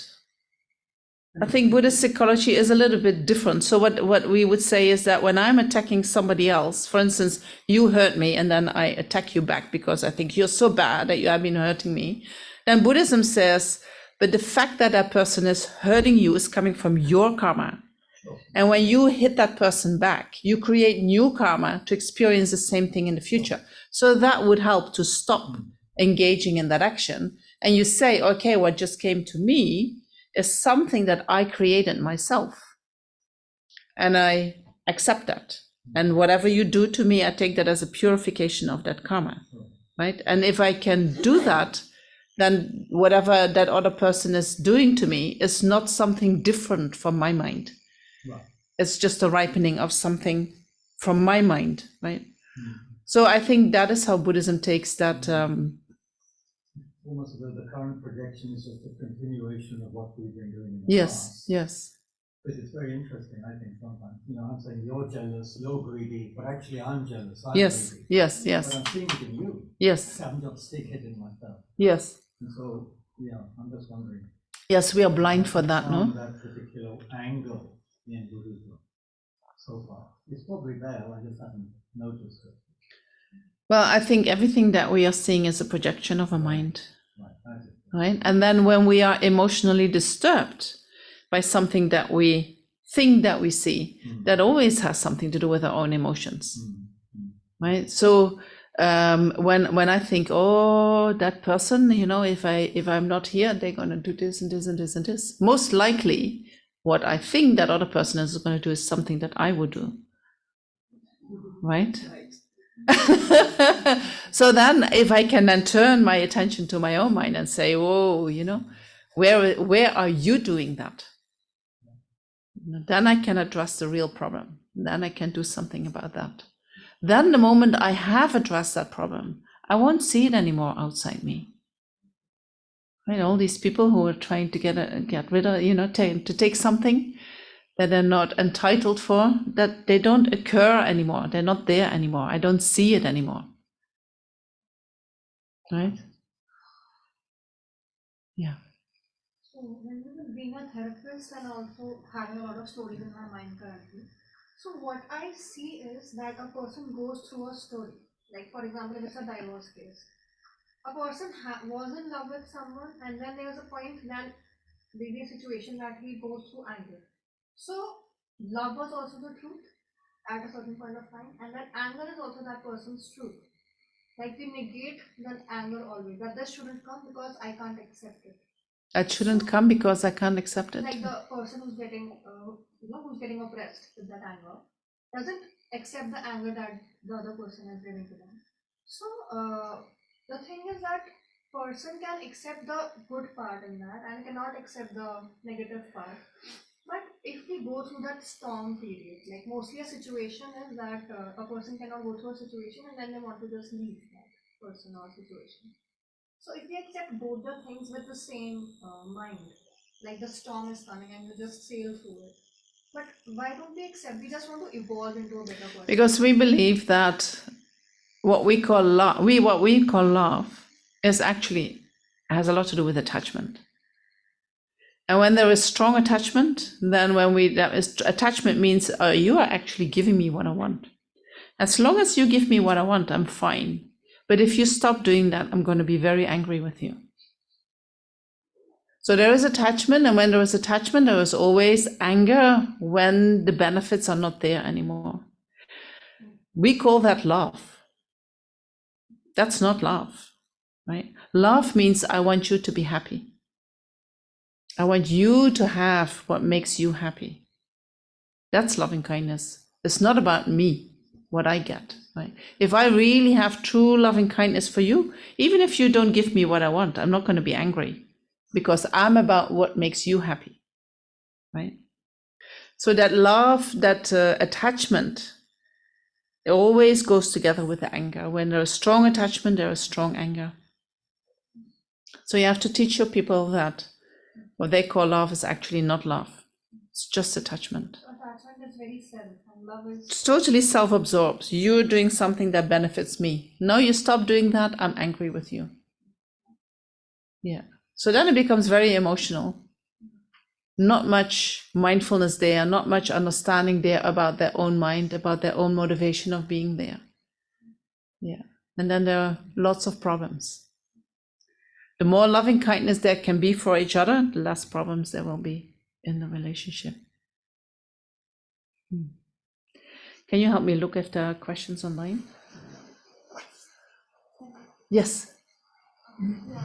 So what I was saying is, whenever some problem arises in my life, I tend to long for more love, support, and approval, as if my own love for myself or my own stand for myself is not enough. I always try to find it. So when we are suffering, we are in need for love, right?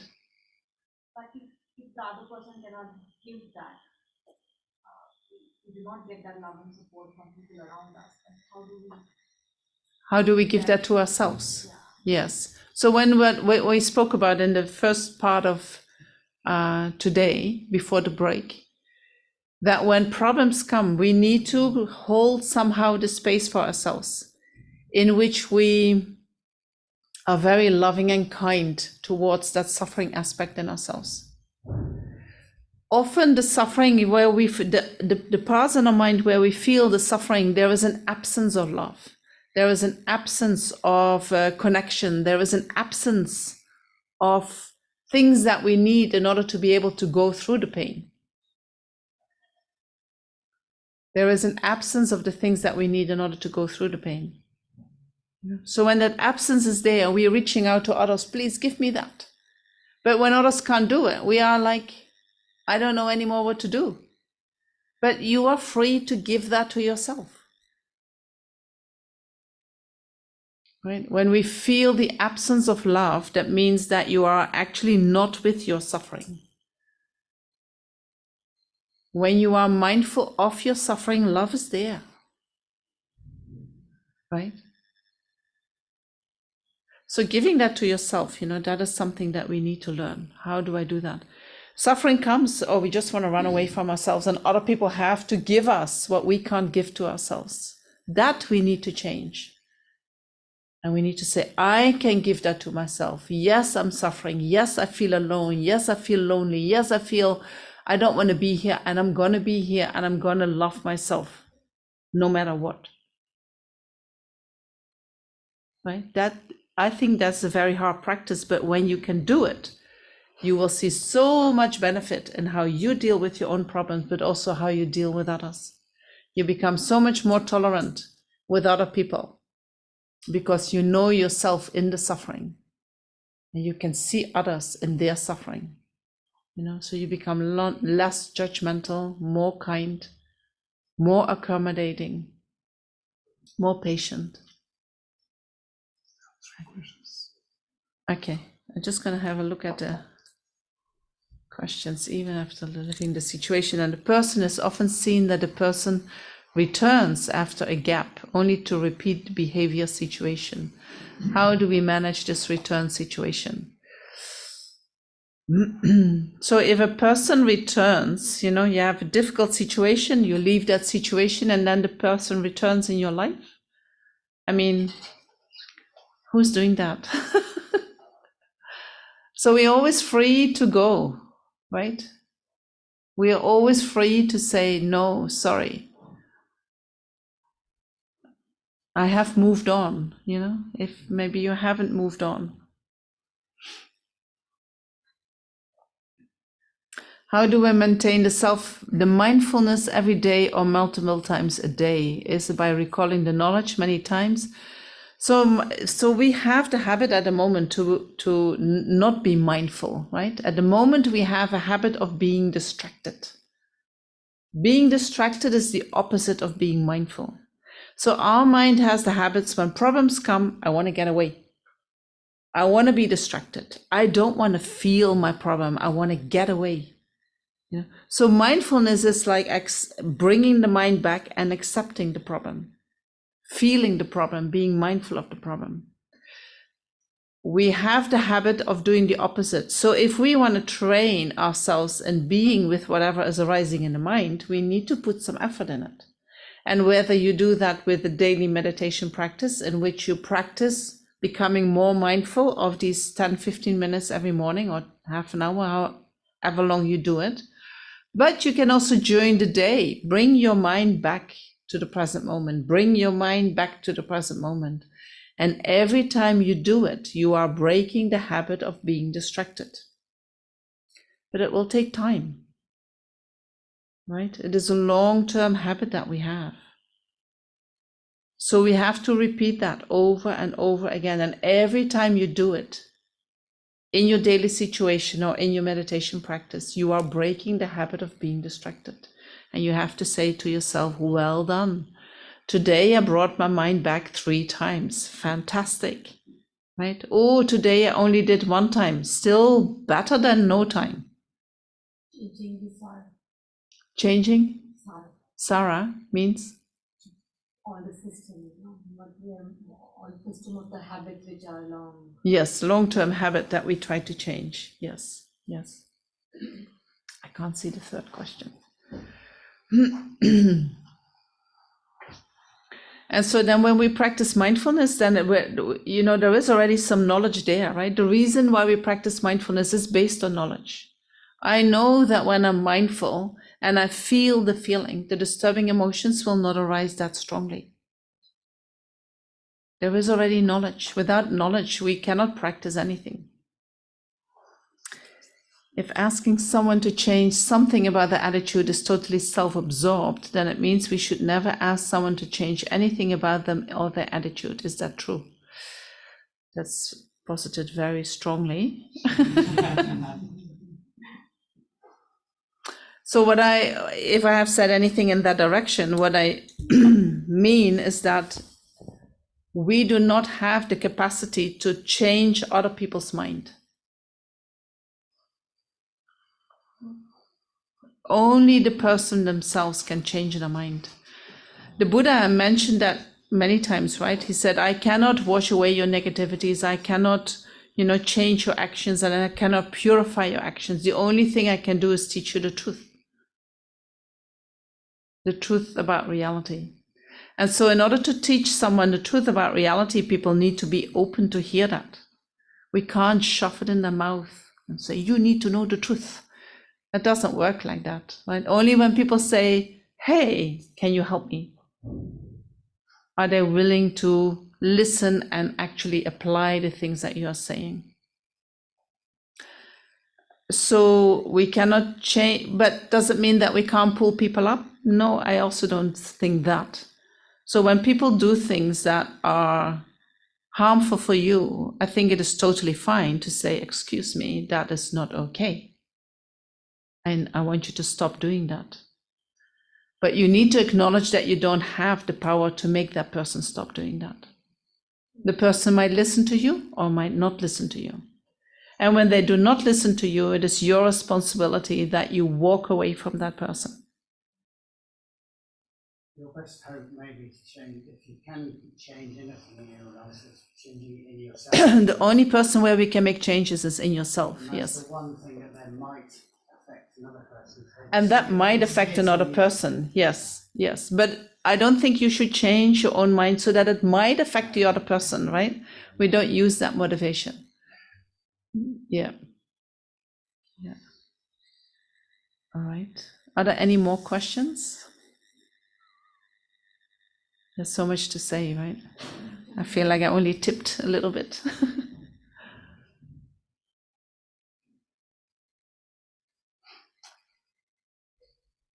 Venerable? So it is becoming self-therapist is better or seeking therapist? What is becoming your own therapist is? Better than having a therapist. Well, I still have a therapist, you know. So you can do certain things yourself and certain things you want some help. I don't think they contradict each other. I think we try to learn to understand better the mind. We learn to apply the knowledge in order to have more control over our own mind, over our situation. But then in the meantime, it can be that we need the help of somebody else also, right? So whatever you feel you need, you try to find. If you are so confident I can resolve all my own problems by applying this knowledge, fantastic.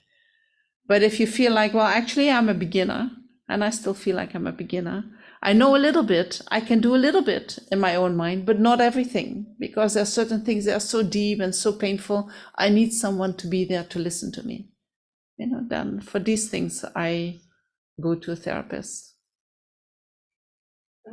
Yes. The other day in college, I teach at a college, and I fell down a flight of stairs because the center was in crisis. I just fell down an entire flight and felt no pain at all. Hurt my knee, and it was just down a flight of stairs. There was no pain, there was no emotion.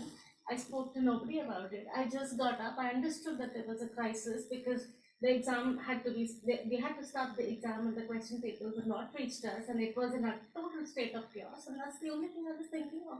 And I just lifted myself off the floor and moved to the next room and kept moving from room to room at immense speed.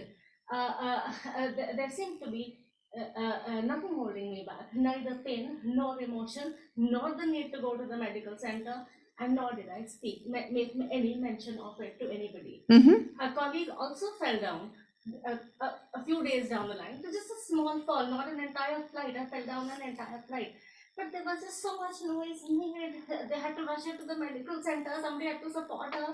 There was so much talk. I mean, everyone stopped to listen to what had happened. Are you all right? Can you move? Can you walk? But I felt nothing. No pain. It was totally. So sometimes karma ripens in very different ways, right? Did that happen? Well, why I cannot explain. I cannot explain karma, but we can see that sometimes somebody looks like has a little bit of pain, right? And they're screaming, and everybody needs to know about it.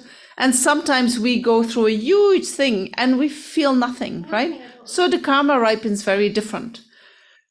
When there is we can sometimes experience huge suffering independence upon little things, and sometimes no suffering independence upon big things. It is like that. So you can say, oh wow, that was weird, you know, I fell down these stairs and I get up and I feel nothing. And oh, that's weird, they have a very little thing and they react so strongly. Well, it is like that, right? And it is weird, but that is how life works. Is it an inability to feel pain? No, you didn't have the karma to feel that pain. You only had the karma to fall down the stairs. It could have been a very disabling fall. You could have died right there, but no, you had nothing. You just got up and you kept running, right? So you didn't have the karma. Sometimes, you know, when a plane crashes, everybody dies except one person. What's that? right? One person doesn't have the karma to die. So even when there is a plane crash, they will not die. All the other people had the karma to die. Sometimes it is like that, right? And we can say, oh, wow, that's so interesting. But we cannot, we can only say, okay, that is the result of your karma. Something has been purified, cleaned, no problems, fantastic. Keep running, keep running. You really think so? Yes, for Because sure. I've been trying to figure it out. For sure. Something is purified and you keep running. Thank And you're very lucky. Oh yes. Yes, I'm alive. yes. Wonderful. Thank you so much, Venerable. You're very, very welcome. Shall we stop? No, I want to listen to you speak.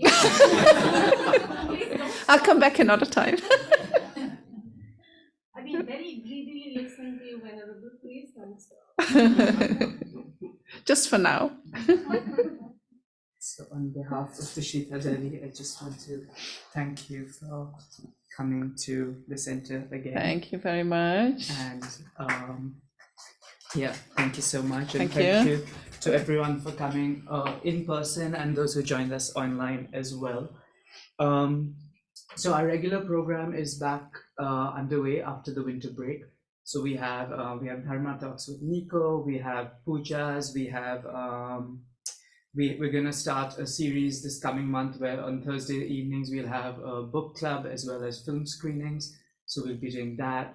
And in terms of guest teachers, we have Venerable Wangdu, who some of you know might know as the resident teacher of Tushita Dharamsala. He'll be coming on the 6th at 6:30 p.m. So we'll post all of that. Regarding Venerable Jamyang, if you want to stay in touch with Venerable's teachings, she has a website which is lundrupjamyang.com. So that's LHUNDRUP jamyang.com. So you can follow Venerable's work there. It's I think Venerable does a really good job of keeping that up to date. And, Not really. Regarding our updates, you can join the Tushita WhatsApp group. That's really updated, so you can find any of the volunteers. You can find Nico, Shavi, Sagar, Naminji, and we can add you, or you can just go on the website, Kabirji as well, and you can just go on the website and do that. And the website has a calendar as well, which is updated.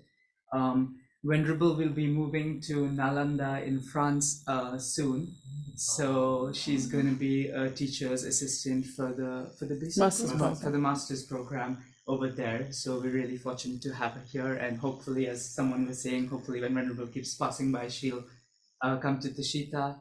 I've already thought of a topic for the next teacher. So maybe we can, there were a lot of people talking about love and attachment. I remember you had done something at the Tushita Dharamsala. That's right. Loving yourself and others. So maybe we could do that next time. Yes. Yes. So that'll be lovely. And Tushita is run completely on donations. So if you'd like to donate on your way out, there is a box back there as well as a QR code.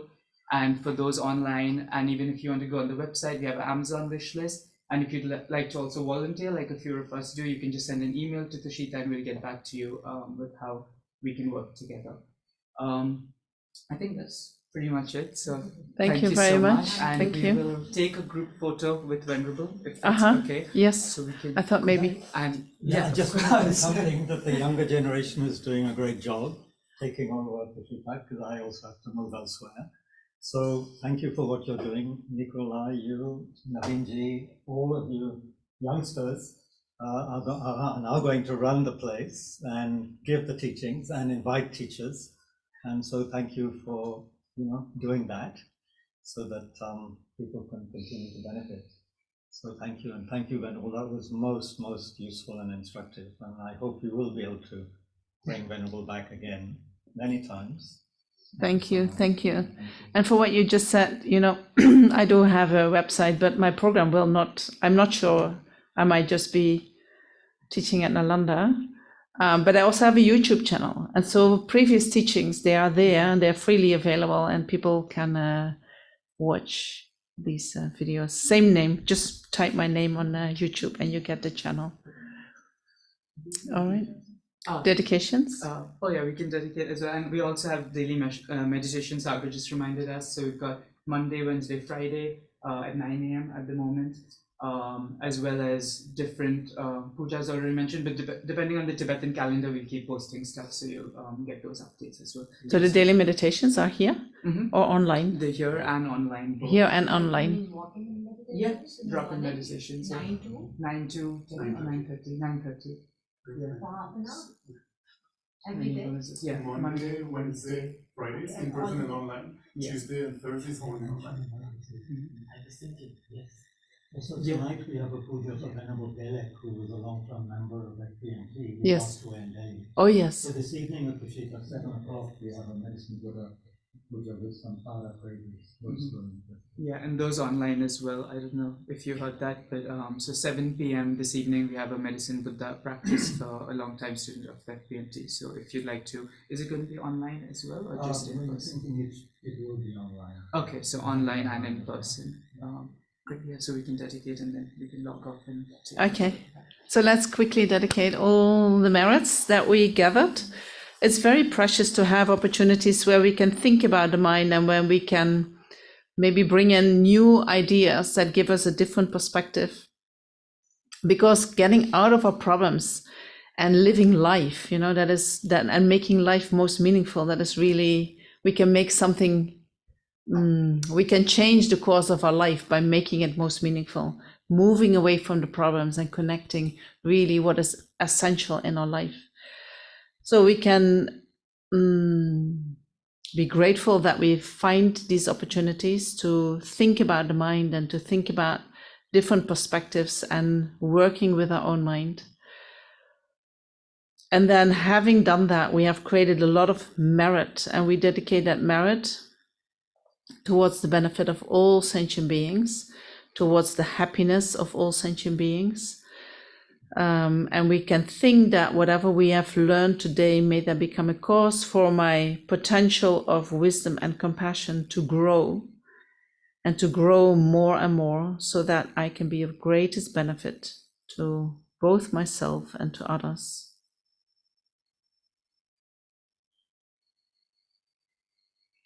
And of course, we can dedicate towards the long life of all our teachers, and especially to finding very quickly the reincarnation of Lama Zopa Rinpoche, so that we may receive his teachings again and again. And then you can dedicate for whatever you wish to dedicate for. Maybe there is something in your personal situation that you want to dedicate the merits towards.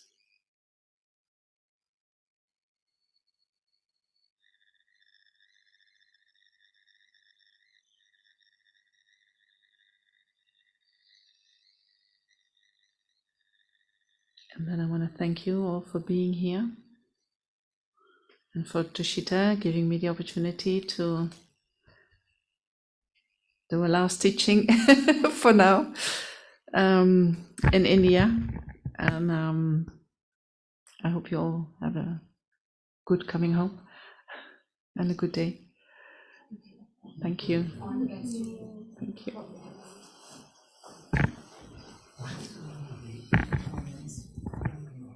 Bye, everyone.